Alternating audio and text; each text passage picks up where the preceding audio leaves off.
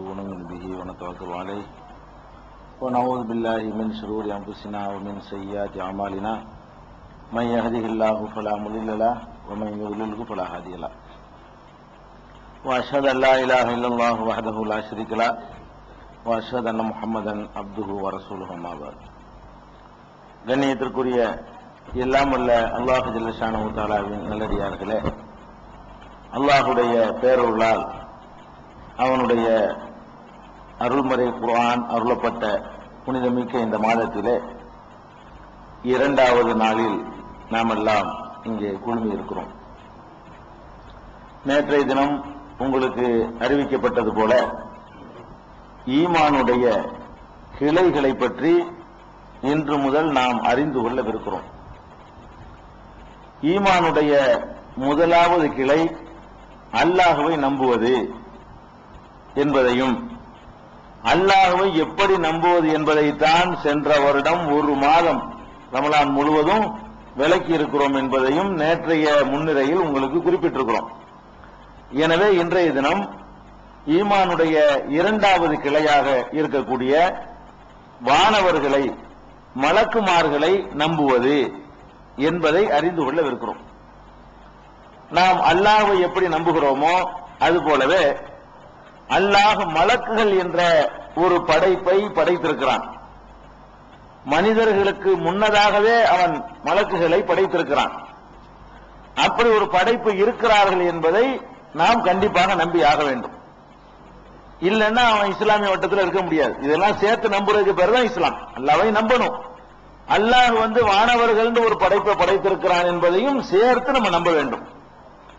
அல்லாஹ் தன்னுடைய திருமறையில் அழகா சொல்லுகிறான், மன்கான அதுவன் லில்லாஹி வ மலாயிகத்திஹி வ ஜிப்ரீல வ மீகால ஃப இன்னல்லாஹ அதுவன் லில் காஃபிரீன். சூரத்துல் பக்ராவுல, அதாவது இரண்டாவது அத்தியாயத்துல 98வது வசனத்துல அல்லாஹ் சொல்லுகிறான், யார் அல்லாஹ்வுக்கும் மலக்குமார்களுக்கும் ஜிப்ரீலுக்கும் மீகாயிலுக்கும் எதிரியாக இருக்கிறாரோ அத்தகைய காபிர்களுக்கு அல்லாஹ்வும் எதிரி என்று திருக்குர்ஆன்ல அல்லாஹ் சொல்றான். அல்லாஹ்வுக்கு எதிரியாக இருக்கக்கூடாது, மலக்குகளுக்கு எதிரியாக இருக்கக்கூடாது. அதுல குறிப்பாக பர்டிகுலரா ரெண்டு மலக்குகள் பேரை சொல்லி ஜிப்ரீல் மீகாயிலுக்கு எதிரியாக இருக்கக்கூடாது என்று சொல்வதன் மூலமாகவும் அதை எதிர்த்தான்னு சொன்னா அவன் காபிர்ங்கிறான். அல்லாஹ் அதாவது இந்த காபிர்களுக்கு அல்லாஹ்வும் எதிரின்னு சொல்றான். அப்ப நான் அல்லாஹ்வை நம்புவேன், மலக்க நம்ப மாட்டேன் அப்படின்னு ஒருத்தன் சொல்றான்னு வைங்க, அவன் அல்லாஹ்வை நம்பல. அவன் அல்லாஹ் எதையெல்லாம் நம்ப சொல்றானோ அது அவ்வளவு நம்புறதுக்கு பேர் தான் அல்லாஹ்வை நம்புறது. மலக்குகளை நம்ம ஏன் நம்புறோம்? அல்லாஹ் சொன்னதுனால நம்புறோம். நம்மளாவ நம்புறோம்? அல்லாஹ் நம்புமாறு நமக்கு உத்தரவு போட்டுக்கிறான், அதை நம்பணும். அதே மாதிரி அதே சூராவுல 285வது வசனத்துல, சூரத்துல் பக்ராவுல இரண்டாவது அத்தியாயத்துல 285வது வசனத்துல அல்லாஹ் சொல்றான், ஆமனர் ரசூல் பிமா உன்சில இலைஹி மிர் ரப்பிஹி வல் முஃமினூன். இந்த தூதர் முஹம்மது ஸல்லல்லாஹு அலைஹி வஸல்லம் அவர்கள் தன் இறைவனிடமிருந்து இறைக்கு அருளப்பட்டதை நம்புகிறார். வல் முஃமினூன, மூமின்களும் நம்புகிறார்கள். குல்லுன் ஆமன பில்லாஹி, எல்லோருமே அல்லாஹ்வை நம்பிக்கை கொள்கிறார்கள். வ மலாயிகத்திஹி, அல்லாஹ்வுடைய மலக்குகளை நம்புகிறார்கள். வ குத்துபிஹி, அவனுடைய வேதங்களை நம்புகிறார்கள். ஒரு ருசுலிகி, அவனுடைய தூதர்களை நம்புகிறார்கள் என்று சொல்லி மூமின்கள் தான் இதெல்லாம் நம்பணுங்க. இந்த இடத்துல நாளை சொல்லி காட்டுறான் அல்லாஹ். அதாவது அல்லாஹ்வை நம்புகிறார்கள், மலக்குகளை நம்புகிறார்கள், வேதங்களை நம்புகிறார்கள், தூதர்களை நம்புகிறார்கள். இவங்க தான் மூமின். இந்த ரசூலும் நம்புகிறார், ரசூலோடு இருக்கக்கூடிய மூமின்களும் நம்புகிறார்கள், சஹாபாக்களும் நம்புகிறார்கள் என்று அல்லாஹ் ரப்பல் ஆலமீன் தன்னுடைய திருமறை குர்ஆன்ல சூரத்துல் பக்ராவுல 285வது வசனத்தில் சொல்லி காட்டுறான். அப்ப மலக்குகளை நம்புதல் என்பது ரொம்ப முக்கியமான ஒரு ஜீவனாடியான ஒரு நம்பிக்கை, நம்பித்தான் ஆகணும். அதே மாதிரி சூரத்துன் நிசாவுல 4வது அத்தியாயத்துல 136வது வசனத்துல அல்லாஹ் சொல்றான், யா அய்யுஹல்லதீன ஆமனு, நம்பிக்கையாளர்களே, ஆமினு பில்லாஹி, அல்லாஹ்வை நீங்கள் நம்புங்கள். வ ரசூலிஹி, அவனுடைய ரசூலையும் நம்புங்கள். உல் கிதாபில்லதி நஸ்ஸல அலா ரசூலிஹி, தன்னுடைய ரசூல் மீது அவன் அருளிய வேதத்தையும் நம்புங்கள். உல் கிதாபில்லதி அன்ஸல மின் கப்லு, இதுக்கு முந்தி அல்லாஹ் இறக்கி வச்சான அந்த வேதத்தையும் நம்புங்கள். இவருக்கு அருளின வேதத்தை நம்புங்கள். இதுக்கு முந்தி பல வேதங்களை இறக்கினான அதையும் நம்புங்கள். வேதத்தை நம்புதல் என்ற தலைப்பில் விரிவாக விளக்குவோம். இப்போதைக்கு இந்த படி வச்சுக்குவோம். ஒமன் யக்ஃபுர் பில்லாஹி, இதை சொல்லிவிட்டு அல்லாஹ் சொல்றான், யார் அல்லாஹ்வை நிராகரிக்கிறானோ, ஓ மலாயிகத்திஹி மலக்குகளை நிராகரிக்கிறானோ, ஓ குத்துபிஹி வேதத்தை நிராகரிக்கிறானோ, ஓ ருசுலிஹி அவனுடைய தூதர்களை நிராகரிக்கிறானோ, ஒல் யௌமில் ஆகிரி இறுதி நாளை நிராகரிக்கிறானோ, ஃபக்கத் வல்ல வலாலம் பஈதா அவன் ரொம்ப தூரமான வழிகேட்டுக்கு போய்விட்டான். சாதாரண வழிகேட்டுக்கு போகல, ரொம்ப தூரமான வழிகேட்டுக்கு போய்விட்டான் என்று திருமறை குர்ஆன்ல 4:136 வசனத்தில் அல்லாஹ் சொல்லி காட்டுகிறான். எதுக்கு இதை சொல்றோம்னா, முதலில் நம்பி ஆக வேண்டும். எப்படி நம்ம ரெண்டாவது விளக்கம் வச்சுக்கிறோம். முதல் விஷயம் என்னன்னு கேட்டா, மலக்குகள் என்று ஒரு படைப்பு இருக்கிறார்கள் என்பதை நாம் நம்பி ஆகணும். சரி, நம்பணுங்கிறது கன்ஃபார்மா தெரிஞ்சு போச்சு. எப்படி நம்புறது அப்படின்னா, முதல்ல நம்ப வேண்டிய விஷயம், அவருடைய ஒருத்தர் நம்புறதா இருந்தா எதிலிருந்து உருவாக்கப்பட்டார் மூலம். இப்ப மனிதன் இருக்கிறோம், நம்முடைய மூலம் வந்து மண். நம்முடைய தகப்பனார் ஆதம் அலைஹிஸ்ஸலாம் அவர்கள் மண்ணால் படைக்கப்பட்டிருக்கிறார். அதே மாதிரி ஷைத்தான் இருக்கிறான், அவனுடைய மூலப்பொருளாக அல்லாஹ் யூஸ் பண்ணது நெருப்பு. நெருப்பிலிருந்து அவனை வந்து அல்லாஹ் ரப்பல் ஆலமீன் படைத்திருக்கிறான். அவன் மலக்குகளுக்கு எந்த மூலத்திலிருந்து அல்லாஹ் நாடினால் மூலம் இல்லாமல் படைக்குவான். அல்லாஹ் அந்த மூலப்பொருளை படைச்சது அவன் தானே. அல்லாஹ் நாடு சொன்னா மூலப்பொருள் இல்லாமலும் படைப்பான். ஆனா மலக்குகளை பொறுத்த வரைக்கும் ஒரு மூலப்பொருள்ல படைக்கப்பட்டதாக நபிகள் குர்ஆன்ல இல்ல, நபிகள் நாயகம் ஸல்லல்லாஹு அலைஹி வஸல்லம் அவர்கள் நமக்கு சொல்கிறார்கள். சஹீஹ் முஸ்லிம்ல 5314வது ஹதீஸ். அதுல நபிகள் நாயகம் ஸல்லல்லாஹு அலைஹி வஸல்லம் சொல்கிறார்கள், குலிகத்தில் மலாயிகத்து மின் நூர், வானவர்கள் மலக்குமார்கள் ஒளியால் படைக்கப்பட்டிருக்கிறார்கள். நெருப்பிலிருந்து படைக்கப்படல, நெருப்பிலிருந்து வரக்கூடிய வெளிச்சம் இருக்குது, அதிலிருந்து படைக்கப்படுகிறார்கள். நெருப்பிலிருந்து நேரடியாக படைக்கப்படாம அதிலிருந்து வரக்கூடிய வெளிச்சம் இருக்க, பிரகாசம், ஒளி, ஜோதி, அந்த ஜோதியிலிருந்து ஒளியிலிருந்து வானவர்கள் படைக்கப்பட்டிருக்கிறார்கள் என்று நபிகள் நாயகம் ஸல்லல்லாஹு அலைஹி வஸல்லம் அவர்கள் சொன்னது ஆயிஷா ரலியல்லாஹு அன்ஹா அவர்கள் அறிவிக்கிற ஹதீஸ் சஹீஹ் முஸ்லிம்ல நிறைய நூல்கள் இருக்குது. ஒவ்வொரு நூல்கள் சொன்னா போதுங்கிறதுக்காக தான். ஆதாரப்பூர்வமான ஹதீஸ் என்பது ஒன்று சொன்னா போதும். சஹீஹ் முஸ்லிம்ல இடம்பெற்றிருக்கக்கூடிய ரொம்ப ஆதாரப்பூர்வமான ஹதீஸ். அப்ப வானவர்கள் ஒரு படைப்பு நம்ம நம்பணும். அதை எப்படி நம்பணும்னு கேட்டா, அவர்கள் ஒளியால் படைக்கப்பட்டவர்கள் அப்படின்னு நம்பணும். அடுத்து நம்ப வேண்டிய விஷயம் என்னன்னு கேட்டா, அவங்க எவ்வளவு பேரு மாணவர்கள் படைக்கப்பட்டிருக்காங்கன்னா அதுக்கு ஏதாவது ஒரு லிமிட் இருக்குதா? ஒரு 1000 பேர் இருப்பாங்களா? ஒரு 10,000 பேர் இருப்பாங்களா? ஒரு 1,00,000 பேர், 1 கோடி பேர் இருப்பாங்களா? அப்படிங்கிற மாதிரி இருக்குல்ல, அதுக்கு ஏதாவது நம்பர்கள் இருக்குதா என்றால் பயான்கள் ஆளாருக்கு நம்பர்களை சொல்லுவாங்க. எத்தனை லட்சத்து எத்தனை ஆயிரம் சொல்லுவாங்க. ஆனா அல்லாஹ்வுடைய வானவர்கள் எண்ணிக்கை அதெல்லாம் தாண்டி இருக்கு. இவங்க சொல்ற லட்சத்தை எல்லாம் தாண்டி ஒவ்வொரு மனுஷனுக்கே 2 மலக்கெல்லாம் நியமிச்சு வச்சிருக்காங்க. எங்க வச்சிருப்பாருங்க, நீங்க 600 கோடி பேர் இருக்கிறோம், ஆளுக்கு 2 வச்சோம்னா எத்தனை ஆச்சு? 1200 கோடி பேர் ஆச்சு நமக்கு மட்டுமே. இன்னும் எத்தனை அலுவலர்களுக்கு எல்லாம் படைச்சு வச்சுக்கிறான். அதாவது ஒரு மனுஷனுக்கு 2 பேர் எல்லாம் படைச்சு வச்சிருக்கிறான். அதாவது எழுதுறதுக்கு, நம்முடைய காரியங்களை எழுதுறதுக்கு 2 பேரை தான் படைச்சிருக்கிறான். அதுக்கப்புறம் இதயத்தில் உட்கார்ந்துகிட்டு சைத்தான் அங்கிட்டு திருப்பது இங்கிட்டு திருப்புறதுக்கு அதுக்கு ஒரு மலக்கு தனியா உட்கார்ந்துட்டு இருக்காரு. 3 பேர் ஆச்சு. ஒரு நபருக்கே 3 பேர் வரும் பொழுது அப்புறம் அப்ப 1800 கோடி ஆயிடுச்சு. நம்ம 600 கோடி இன்னைக்கு இருக்கிறோம்னா அப்ப எத்தனை ஆச்சு? 1800. அவ்வளவுதான். இன்னும் நிறைய வேலைகள்லாம் இருக்குது. அதனால வானவர்கள் எண்ணிக்கை இருக்கு பாருங்க, அதை எவனால வரையறதுல ஹதீஸ்ல இல்ல, குர்ஆன்ல சொல்லப்பட நம்பர் சொல்லல. ஆனால் எதுல இருந்து விளங்குறோம்? இதெல்லாம் வச்சு இப்படி எல்லாம் நம்பர் சொல்றது பார்த்தோம்னு சொன்னா அது தேர்ந்ததற்கு 10,000 கோடி. வானவர்களுடைய எண்ணிக்கை 10,000 கோடிக்கு மேல அல்லாஹ் ரப்பல் ஆலமீன் நினைக்கிறான் படைச்சு வச்சிருக்கான். அவனுடைய காரியங்களை உலகத்தை நிர்வகிப்பதற்காக வேண்டி அவர்கள் எல்லாம் இல்லாமலேயே அவனால் நிர்வகிக்க முடியும். போய் அவன் வச்சுக்கிறீங்க, ஓ இவ்வளவு பேரை வச்சுதான் அல்லாஹ் நிர்வகிப்பாமல் இருக்குது அப்படின்னு நினைச்சிட கூடாது. அல்லாஹ் தனக்கு நிறைய ஏவலாள்கள் இருக்கிறதுங்கிறதுல அவனுக்கு ஒரு பெருமைக்கு அவன் சொந்தக்காரன். நம்மள மாதிரி ஒன்னு அற்பமான ஆட்கள் பெருமைக்காக வேண்டி 10 பேர் முன்னாடி பின்னாடி ஆசைப்படும் பொழுது ரப்புல் ஆலமீன் அவனதான் பெருமைக்கு உரியவன், எல்லா பெருமைக்கும் சொந்தக்காரன். அவன் அதுக்காகத்தான் அதை உண்டாக்கி வச்சிருக்கானே தவிர மலக்கு இல்லாம எல்லாம் நமக்கு நம்ம எழுதுறதா பதிவு பண்ண முடியாது. பேசுறது எல்லாம் கண்காணிக்க வேணும். அப்ப அல்லாஹ் ரப்புல் ஆலமீன் இந்த மலக்குகளை கணக்கு வழக்கு இல்லாமல் அவ்வளவு படைச்சிருக்கான். அது அவனுக்கு தான் அதனுடைய எண்ணிக்கை தெரியும் என்று நம்ப வேண்டும். எப்படி நம்பணும்? மலக்குகளுடைய எண்ணிக்கை பற்றி வரும் பொழுது அதனுடைய சரியான எண்ணிக்கையை அறிந்தவன் அவன் தான். நீங்கள் வாழுகிற பூமியுடைய மணலுடைய எண்ணிக்கை எத்தனைன்னு கேட்டா என்ன சொல்லுவீங்க? அல்லாஹ்வுக்கு தான் தெரியும், வேற எவனுக்கு தெரியாது. நீங்க மணலுடைய எண்ணிக்கை உங்களுக்கு சொல்ல தெரியுமா? அந்த மாதிரியான ஒரு பதிலை தான் வானவர்கள் விஷயத்திலும் சொல்லணுமே தவிர சும்மா 10,000 பேர் இருப்பாங்க, 1,00,000 பேர் இருப்பாங்க சொல்லக்கூடாது. நம்ம கணக்குப்படி கோடிக்கணக்கை தாண்டுதுங்கிறதுக்கு வேணா சில ஹதீஸ்ல வச்சு சொல்லலாம். இன்னென்ன பணிகளுக்கு சொல்ற போது பார்த்தா பல கோடி வரும் போல இருக்குது என்ற அளவுக்கு ஒரு அனுமானம் பண்ணலாமே தவிர அவர்களை எண்ணிக்கை என்ன செய்ய முடியாது, வரையறுத்து சொல்ல முடியாது. எண்ணிக்கையை வரையறுத்து சொல்லக்கூடிய ஒரு ஆயத்தோ ஒரு ஹதீஸோ கிடையாது. அதனால வானவர்கள் படைக்கப்பட்டாங்க நம்பணும், அவங்களுக்கு அந்த எண்ணிக்கை இல்லைன்னு நம்பணும். எண்ணிக்கை தெரியாது, எண்ணிக்கை நமக்கு தெரியாது நம்பிடணும். அடுத்தது, இப்ப மனிதர்களை படைக்கும் பொழுது அல்லாஹ் என்ன செய்யறான்னு கேட்டா ஒரு ஆளைத்தான் படைச்சான். மனிதன்கிறத படைக்கும் பொழுது அல்லாஹ் படைச்சு ஒரு ஆளை, அவரிடமிருந்து அவருக்கு ஒரு ஜோடி 2 பேராச்சு. மீதி பேரை எல்லாம் அல்லாஹ் நேரடியா படைக்கல. அல்லாஹ் வந்து நேரடியா படைக்கல, 2 படைச்சு விட்டுட்டான். அது பாட்டுக்கு பெருகிட்டு போங்கன்னு விட்டுட்டான். அப்ப 2க்குமே நம்மளை எல்லாம் அல்ல அவன் தன் கையினாலே நம்மள எல்லாம் படைச்சான் இல்ல. அப்ப அல்லாஹ் ரப்பல் ஆலமீன் எல்லா இனங்களையும் படைத்தது நீங்க எடுத்து பாத்தீங்கன்னு சொன்னா அவற்றுக்கு வந்து மூலமாக ஒரு ஜோடியை தான் படைத்திருக்கிறான். எல்லாத்துக்கும் ஒரு செடி கொடி மரம் யானை கழுதை குதிரை எடுத்துக்கொண்டாலும் சரி ஒரு ஜோடி தான் அவன் படைப்பான். அவன் படைச்ச பிறகு அது பாட்டுக்கு பெருகிக்கிட்டே இருக்கும். மனித படைப்புக்கும் அல்லாஹ்வுடைய படைப்புக்கும் அதான் வித்தியாசமே. இப்ப மனிதன் வந்து பெருகிற மாதிரி மனுஷனுக்கு படைக்க இயலாது. இந்த மைக்கு படைக்கிறான்னு வைங்களேன், ஒரே ஒரு மைக்கு படைச்சு விட்டு நீங்க வாங்கிக்கிறீங்க, குட்டி போட்டுக்கிட்டே இருக்கும், தலைமுறைக்கு அவனுக்கு செய்ய முடியுமா?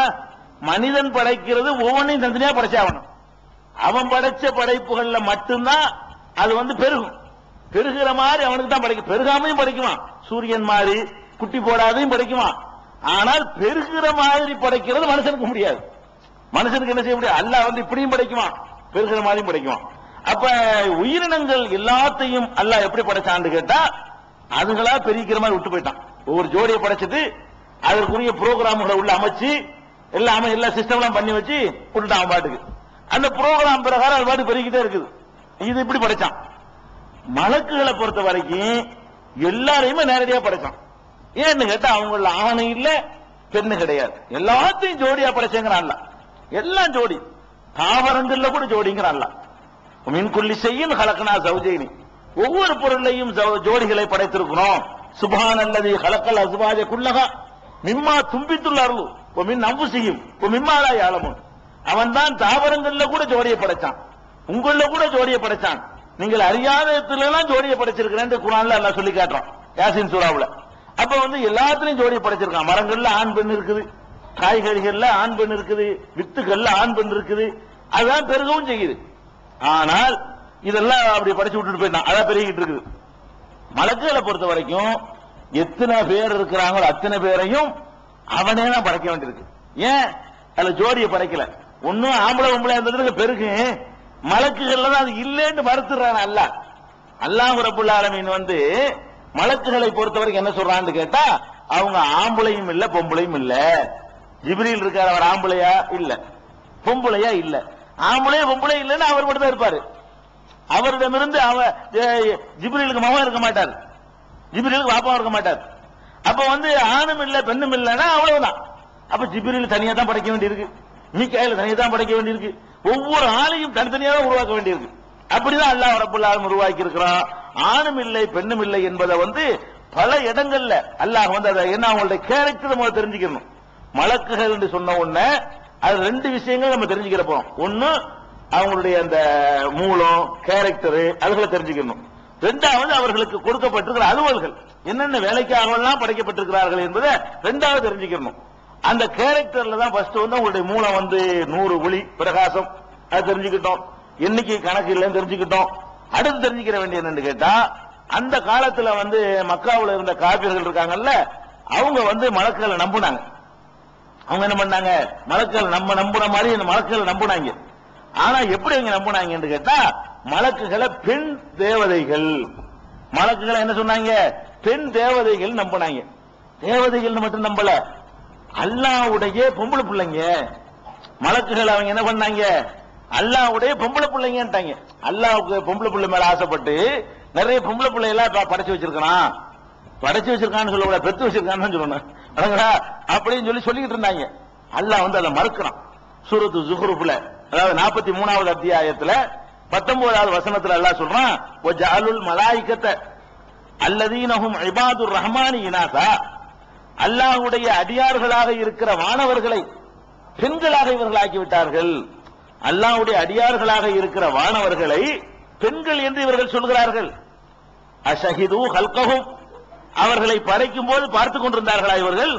அல்லாஹ் கேட்கிறான், நான் படைச்சன இவங்க எல்லாம் உட்கார்ந்து பார்த்துட்டு இருந்தாங்களா பொம்பளைன்னு சொல்றதுக்கு? அல்லாஹ் கேட்கிறான், ஷஹிது ஹல்கஹும், அவர்கள் படைக்கப்படுவதை இவர்கள் பார்த்துக் கொண்டிருந்தார்களா? துக்தபு ஷஹாதத்துஹும், இவர்களுடைய இந்த பேச்சுக்கள் பதிவு செய்யப்படுகின்றன. வயுஸ்அலூன், இதுக்காக விசாரிக்கப்படுவார்கள். மலக்குகளை பிடிச்சி பொம்பளை ஏன் புள்ளன்னு சொல்றீங்களா, இதுக்கு தனியா விசாரணை இருக்கு உங்களுக்கு என்று அல்லாஹ் கண்டிக்கிறான். பொம்பளைன்னு சொன்னா ஒத்துக்கிற மாட்டேங்கிறான். எதுக்கு அப்படி சொல்றீங்க? அப்படியா அந்த தன்மையில் அவர்கள் படைக்கப்படவே இல்லை. அப்ப இது ஜுக்ருஃப்ல 43வது அத்தியாயத்துல 19ல இருக்குது. அதே மாதிரி இன்னொரு இடத்துல அல்லாஹ் கேட்கிறான் சூரத்துல் இஸ்ராவுல, அதாவது 17வது அத்தியாயத்துல 40வது வசனத்தில் அல்லாஹ் சொல்கிறான், அப்ப அஸ்மாக்கும் ரப்புக்கும் பில் பனீன் வத்தகத மினல் மலாயிகத்தி இனாஸா. இவங்க என்ன பண்ணுவாங்க, மக்காவில் உள்ள காபிர்கள்லாம் பொம்பளை பிள்ளை அவங்களுக்கு பிடிக்காது, பிறந்தாலும் உசுரோட கொண்டு விடுவாங்க. அது உங்களுக்கு தெரிஞ்ச சம்பவம் தான். பிறந்த பொம்பளை பிள்ளைய பிறந்தவொடனே என்ன செய்வாங்க, உசுரோடவே கொலை பண்ணி போடுவாங்க.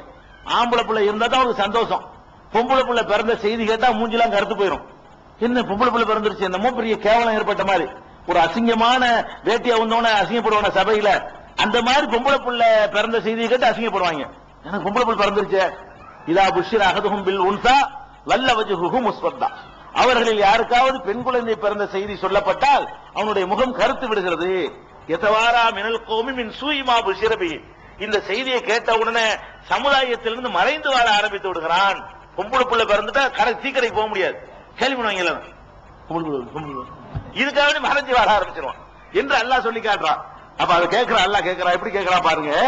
ஏண்டா இப்படிலாம் பொம்பளை பிடிக்கல இல்ல, அப்ப உங்களுக்கு மட்டும் ஆம்பளை பிள்ளை அல்லாஹ் பொம்பளை பிள்ளையா அப்படி கேட்கிறான் அல்லாஹ் கேட்கிறான். அப்ப அஸ்வாக்கும் ரப்புக்கும் பில் பனீன், உங்கள் இறைவன் உங்களுக்கு மட்டும் ஆம்பளை பிள்ளையை தேர்வு செய்து தந்துவிட்டு ஒத்தகத மினல் மலாயிகத்தி இனாஸா, மலக்குகளை பொம்பளை பிள்ளைய ஆக்கி கொண்டானோ அல்லாஹ் கேட்க. ரெண்டு பிள்ளை அவனுக்கு இல்ல, அவங்க நம்பிக்கை இருப்ப கேட்கிறான். ஏன்னா உனக்கு மட்டும் ஆம்பளை பிள்ளை, அல்லாஹ்வுக்கு பொம்பளை பிள்ளைங்கிறியா அப்படின்னு சொல்லிவிட்டு, இன்னக்கும் லதகூலுன கௌலன் அஸீமா, நீங்கள் பயங்கரமான வார்த்தையை சொல்கிறீர்கள். அல்லாஹ்வுக்கு பிள்ளை இருக்குங்கிறது அது சாதாரண சொல்ல இல்லப்பா, கடும் வார்த்தை இது, அப்படி சொல்லாதீங்க என்று அல்லாஹ் அதை கண்டிக்கிறான். அதே மாதிரி சூரத்து சாஃபாத்துல, அதாவது 37வது அத்தியாயத்துல 150வது வசனத்தில் அல்லாஹ் சொல்லி காட்டுகிறான், அம் ஹலக்னல் மலாயிகத்தை இனாசன் வஹும் ஷாஹிதுன், நாம் மலக்குகளை பொம்பளைகளா படைச்சோமா, இவர்கள் பார்த்து கொண்டு இருந்தார்களா அப்படின்னு ஒருக்கா கேட்கிறான். அதே மாதிரி இன்னல்லதீன லா யூமினூன பில் ஆகிரத்திலை சம்மூனல் மலாயிகத்த தஸ்மியத்தல் உன்சா, ஆகிரத்தை நம்பாத இந்த கூட்டத்தினர்கள் மலக்குகளுக்கு போய் பெண்களுடைய பெயர்களை சூட்டிக் கொண்டிருக்கிறார்கள். மலக்குகளை பெண் தேவதைகள் என்று ஆக்கிவிட்டார்கள், அல்லாஹ்வுடைய மகள்களாக ஆக்கிவிட்டார்கள் என்று சொல்லி சூரத்து நஜ்முல, அதாவது 53வது அத்தியாயத்துல 27வது வசனத்தில் அல்லாஹ் எச்சரிக்கை பண்ணுகிறான்.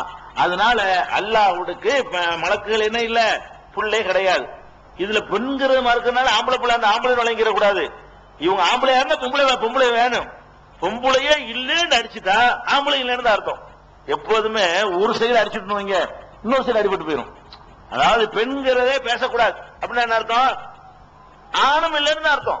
எல்லாம் ஆணா இருந்தாங்கன்னா பெண்ணு தேவைப்பட்டுருவேன். பெண்ணுங்கிறது அல்ல மறுத்துட்டான்னு சொன்னா எதுவும் சேர்ந்து அடிபட்டு போயிடும், ஆணுங்கிறது அடிபட்டு போயிடும். அதனால அல்ல ஏன்னா ஆணு மட்டும் இருக்க முடியாத. அப்ப அல்லாஹ் என்ன சொல்றான்னு கேட்டா, மலக்குகளை பற்றி சொல்லும் பொழுது அவர்கள் இனப்பெருக்கம் செய்ய மாட்டார்கள். ஆணும் பெண்ணுமா இருந்தா தானே இனப்பெருக்கம் பண்ணுவாங்க, இனப்பெருக்கம் எல்லாம் செய்ய மாட்டார்கள். அவங்க தாம்பத்தியம் குழுமம் நடத்த மாட்டாங்க. ஆம்பளை மலக்கு பொம்பளை மலக்கு சேர்ந்துக்கிட்டு வாழ்க்கை நடத்த மாட்டாங்க. வழங்குதா? அது மாதிரி படைக்கப்படவில்லை. மலக்குகளுடைய கேரக்டர் நம்ப வேண்டியது, அவர்களை ஆண் என்றும் சொல்லக்கூடாது, பெண் என்றும் சொல்லக்கூடாது. அவங்க ஒரு விசித்திரமான வித்தியாசமான ஒரு படைப்பு. இது மலக்குகளை நம்ப வேண்டிய தன்மைகள்ல முக்கியமான ஒரு தன்மை. அடுத்தது வானவர்களுடைய தன்மையில இந்த செக்ஸ் ஃபீலிங் அவங்களுக்கு இருக்காது, ஆண் பெண் இல்லாததுனால. அடுத்தபடியாக ஒரு விஷயம் என்னன்னு கேட்டா பசி. அடுத்து என்ன வரும், நமக்கு மனிதனா இருந்தா பசிக்குது, எல்லாம் பசிக்குது, வளரக்கூடிய எல்லாத்துக்குமே பசிக்கும். தாவரங்களுக்கு கூட பசி இருக்கு, அதான் தண்ணியை உறிஞ்சுது. வெயில் காஞ்சு வாடி போயிடுது, பசியில வாடி போயிடுது. நம்ம உயிரினங்கள் பூராத்துக்குமே வளர்ச்சி அடையக்கூடிய எல்லாத்துக்குமே பசி இருக்குது. இவங்க உயிரினங்கள் தான், இவங்க இயங்குறாங்க, செயல்படுறாங்க, வேலை வெட்டிகள்லாம் பாக்குறாங்க, நம்மளை எல்லாம் கூட கடுமையான ஹார்ட் ஒர்க் பண்ணிட்டு இருக்கிறாங்க. ஆனால் இவர்களுக்கு பசிக்குமா? இவர்களுக்கு ஏதாவது தீனி போட்டுக்கிட்டு இருக்கணுமா? அதெல்லாம் தேவையில்லை. அது மாதிரியான அமைப்பில் இவர்கள் படைக்கப்படவில்லை. வானவர்களுக்கு சாப்பாடு தேவையில்லை. எந்த விதமான உணவின் பக்கமும் அவர்கள் நாட்டம் கொள்ள மாட்டார்கள், சாப்பிடவே மாட்டார்கள் என்பதை நம்ம நம்பணும். அடுத்து நம்ப வேண்டிய என்ன? மலக்குகள் சொன்னா அவங்களுக்கு உணவு ஏதாவது கதையில மலக்கு வந்தாரு, ஒரு சோறு கொடுத்தாங்கன்னா, ஒரு அவுளியா பேர்ல கதை எழுதி வச்சிருந்தாங்கன்னா அதுல பொய்ன்னு விளங்கிக்கலாம். நீங்க மலக்கு தான் சாப்பிட மாட்டாரு, இப்படி அடிப்படையே கோளாறா இருக்குன்னு விளங்கிக்கணும். இதுக்கு அல்லாஹ் என்ன பண்றான்னு கேட்டா, நேரடியா அப்படி சாப்பிட மாட்டார்கள் சொல்லாம ஒரு சம்பவத்தை சொல்லி காட்டுறோம். என்ன சம்பவம் அப்படின்னா, இப்ராஹிம் அலைஹிஸ்ஸலாமுடைய காலம், அந்த காலத்துல லூத் நபியும் வாழ்ந்தாங்க.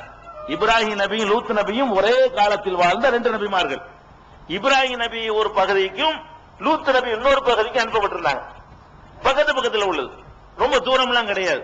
இப்ப இங்க இருந்து இப்ப தாம்பரம் வச்சுக்கலாம், உதாரணத்துக்கு புரிஞ்சுக்கிறதுக்காக வேண்டி. இங்க இப்ராஹிம் அலைஹிஸ்ஸலாம் இருந்தா லூத் அலைஹிஸ்ஸலாம் வந்து தாம்பரத்தில் இருக்கிறாங்க, புரிஞ்சுக்கிறதுக்காக வேண்டி. இங்க மெட்ராஸ்ல வந்தாங்கன்னு சொல்லக்கூடாது நாளைக்கு, அது தூரத்தை சொல்றேன். ஏன்னா அவ்வளவு கிட்டத்தில் இருக்காங்க ரெண்டு பேருமே.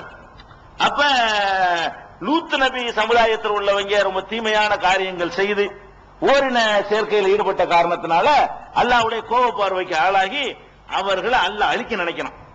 அழிக்க நினைக்கும் பொழுது அவங்களை அனுப்பி வைக்கணும். அழிப்பதற்காக மாணவர்களை என்ன செய்யறான்? அனுப்புறான். அனுப்புன மாணவர்களை வந்து நேர லூத் நபிட்ட அனுப்பாம ஃபர்ஸ்ட் இப்ராஹிம் நபிட்ட எல்லாம் அனுப்பி வைக்கிறான். ஃபர்ஸ்ட் எங்க வர்றாங்க? அந்த மாணவர்கள் இப்ராஹிம் நபிட்ட வர்றாங்க. அதாவது வர்ற நேரத்தில் ரெண்டு வேலை செய்யறதுக்காக வேண்டி. ஒண்ணு, இப்ராஹிம் நபிக்கு வந்து ரொம்ப நாளா வயசாகி பிள்ளை இல்லாம இருக்குது, அவர் பிரார்த்தனை பண்ணிக்கிட்டு இருக்கிறாரு. அவருக்கு குழந்தை பெறப்போகுதுன்னு நற்செய்தி சொல்வதற்கு ஒரு நோக்கம். அதை சொல்லிவிட்டு அடுத்து போய் லூத் நபி கூட்டத்தை வந்து பெறட்டுறது இன்னொரு நோக்கம். இப்படி நல்ல காரியம் செஞ்சுட்டு போய் அப்புறமா அவங்கள அதை விட நல்ல காரியம், அவங்களை அழிக்கிற அதுக்கு மேல நல்ல காரியம் தானே, இந்த நற்செய்தியை சொல்லிவிட்டு அவங்களை அழிக்கிறதுக்காக போக வேண்டி இருக்குது. அதுக்கு தான் மாணவர்கள் வர்றாங்க. இப்ராஹிம் அலைஹிஸ்ஸலாம் வந்துடுறாங்க. வந்த உடனே மலக்கு தான் வர்றாங்க, ஒரு நபியா தான் இருக்கிறாரு, மலக்குன்னு தெரியல. கவனிக்கணும். அதாவது மலக்குகளை வந்து ரெண்டு விஷயங்களை வழங்க போறோம். முதல் விஷயத்தை என்னன்னா சாப்பிட மாட்டாங்கிறது மட்டும் பாயிண்ட பார்ப்போம். மலக்குகள் வந்துடுறாங்க. வந்தவன இப்ராஹிம் அலைஹிஸ்ஸலாம் என்ன பார்க்கிறாரு? புது ஆட்களா இருக்குது, வெளியூர் மக்கள் அவ்வளவு இருக்கிறாங்க. ஏன்னா ஊருக்காரங்களை தெரிஞ்சிடும்ல, புது முகமா வர்றாங்க, வெளியூர் ஆள் மாதிரி தெரியுது. உடனே இவர் என்ன செய்யறாருன்னு கேட்டா, ஒரு ஆட்டை அறுத்து புரிச்ச ஆடுன்னு எல்லாம் சொல்லிக்கிறார். அஞ்சா இஜ்லின் ஹனீஸ், புரிச்ச ஆட்டை கொண்டு வந்து வைத்தார். வந்துட்டாங்க, விருந்தாளி வந்துட்டாங்க, வெளியூர்ல இருந்து வந்துட்டாங்க. உடனே அந்த காலத்துல எல்லாம் வந்து விருந்து வெளியூர்ல இருந்து வந்துட்டா ஹோட்டல் கிடையாது, யாரை தேடி வர்றாங்களோ அவங்க கொடுத்து ஆகணும், வேற வழியே இல்லை, இல்ல செத்து போயிருவாங்க. நம்ம ரூபாய் வச்சுட்டு போற மாதிரிலாம் அங்க ரூபாய் எல்லாம் கிடையாது. அப்ப அந்த மாதிரியான நேரத்தில் வந்த உடனே சாப்பாடை கொண்டு வைக்கிறாங்க. வச்சா அந்த அளவுக்கு தொட மாட்டேங்கிறாங்க. சாப்பாடை வச்சா வந்திருக்கிற மலக்குகள் வந்திருக்கிறாங்க, மலக்குகள் தெரியல, சாப்பாடு தொட மாட்டேங்கிறாங்க. தொடல என்ன ஒண்ணு என்னன்னு கேட்டா, நாங்க எதுக்கு வந்திருக்கோம் தெரியுமில்ல, லூத் நபி கூட்டத்தை அழிக்கிறதுக்கு வந்த வானவர்கள், நாங்க சாப்பிட மாட்டோம். அப்பதான் சாப்பிட மாட்டாங்க, அவங்க கேரக்டர் விளங்குது. அவங்க சாப்பிட மாட்டாங்க, சாப்பாடு ரெடி பண்ணி வைக்கிறாரு. அப்பதான் என்ன செய்யறாங்க? நாங்க சாப்பிட மாட்டோம். இது எங்க இருக்குன்னு சூரத்து ஹூது என்ற அத்தியாயம், அதாவது 11வது சூரா. அந்த 11வது அத்தியாயத்துல 70 வசனம், 70வது வசனத்துல இருந்து ஒரு 2-3 வசனத்துக்கு இந்த சம்பவம் வருது. அப்ப 68 ஆரம்பிச்சிருது. அதுல என்ன சொல்றான்னு கேட்டா, பலம்மாரா ஐதீகம் லா தஸ்லு இலைஹி, அவர்களுடைய கை உணவின் பக்கம் வரவில்லை என்பதை கண்ட பொழுது நக்கிரகும், அப்பதான் அவர்களை வந்து வேற படைப்பு என்று விளங்கிக் கொண்டார். சோத்தின் பக்கம் கரியின் பக்கம் கை வரல என்ற உடனே, ஆகா இது வேற ஆட்கள் அவ்வளவு இருக்கிறாங்க, நம்ம மனுஷன் நினைச்சுக்கிட்டுல சோறு ரெடி பண்ணி விட்டோம், இது மனுஷன் இல்லையே, படைப்பே வேறையாவில் இருக்குது அப்படின்ன உடனே அவுஜஸமின்ஹும் ஹீபத்தன், திடீர்னு ரசூல்மார்கள் வந்தாங்க, மலக்குகள் வந்திருக்காங்கன்னா பயந்து போயிடுறாரு. அப்ப அவங்க சொன்னாங்க, லா தஹப், பயப்படாதே, இன்னா உர்சில்னா இலா கௌமி லூத், லூத் சமுதாயத்தை அழிப்பதற்காக வேண்டி நாங்கள் அனுப்பப்பட்டிருக்கிறோம் என்று சொன்னார்கள். இதே சம்பவத்தை 15வது அத்தியாயத்திலையும் 62வது வசனம் அதுலயும் நீங்க பார்க்கலாம். இதே சம்பவத்தை 51வது அத்தியாயத்துல, அதாவது சூரத்து ஸாரியாத்துல 24வது வசனத்திலையும் நீங்கள் பார்க்கலாம். அதை தொடர்ந்து அதாவது 1170, 1562, 5124 இந்த இடங்கள்ல எல்லாம் இப்ராஹிம் நபி இடத்துல மாணவர்கள் வந்து அந்த விருந்து கொடுத்து விருந்து அவர்கள் மறுத்து சாப்பிடாமல் போய் கடைசியாக நற்செய்தியை சொல்லிவிட்டு அப்புறமா லூத் நபி கூட்டத்தை போய் அழிக்கிற சம்பவங்கள் தொடர்ச்சியா வரும்.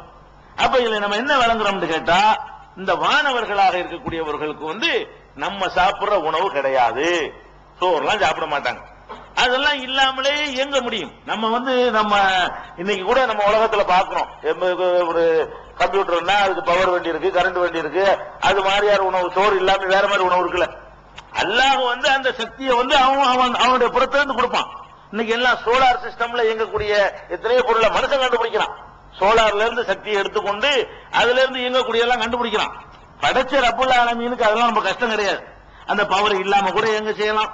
அது அந்த பவருக்காக வேண்டி வேற ஏதோ ஒரு வகையில் அவன் என்ன செய்வான், அல்ல அது ஏதோ ஒண்ணு கொடுத்திருக்கலாம். ஆனா நம்ம எப்படி நம்பணும்னு கேட்டா, அவங்க உண்ண மாட்டாங்க, பருக மாட்டாங்க, அது நம்பணும். நம்மளோட சோறு கொடுத்துலாம் ஒண்ணும் செய்ய முடியாது. அப்ப ஒரு ஆரிம்சா பயன் பண்ணுவாருன்னு வைங்க, ஒரு நாள் ஜிப்ரீல் இஸ்லாம் வந்தாங்க, ரசூல்லா வந்து ரொட்டி சுட்டு கொடுத்தாங்க, 2 ரொட்டி சாப்பிட்டாங்கன்னு சொன்னாருன்னு வைங்க, பொய்ன்னு விளங்கிடலாம். உதாரணத்துக்கு சொல்றேன், இப்ப எல்லாம் அதிசல் விட்டாங்கன்னா மலக்குகள் சாப்பிட மாட்டாரு. எப்படி இந்த கதையை பொய்யா இருக்கு, அடிப்படையே மாத்தமா இருக்குத.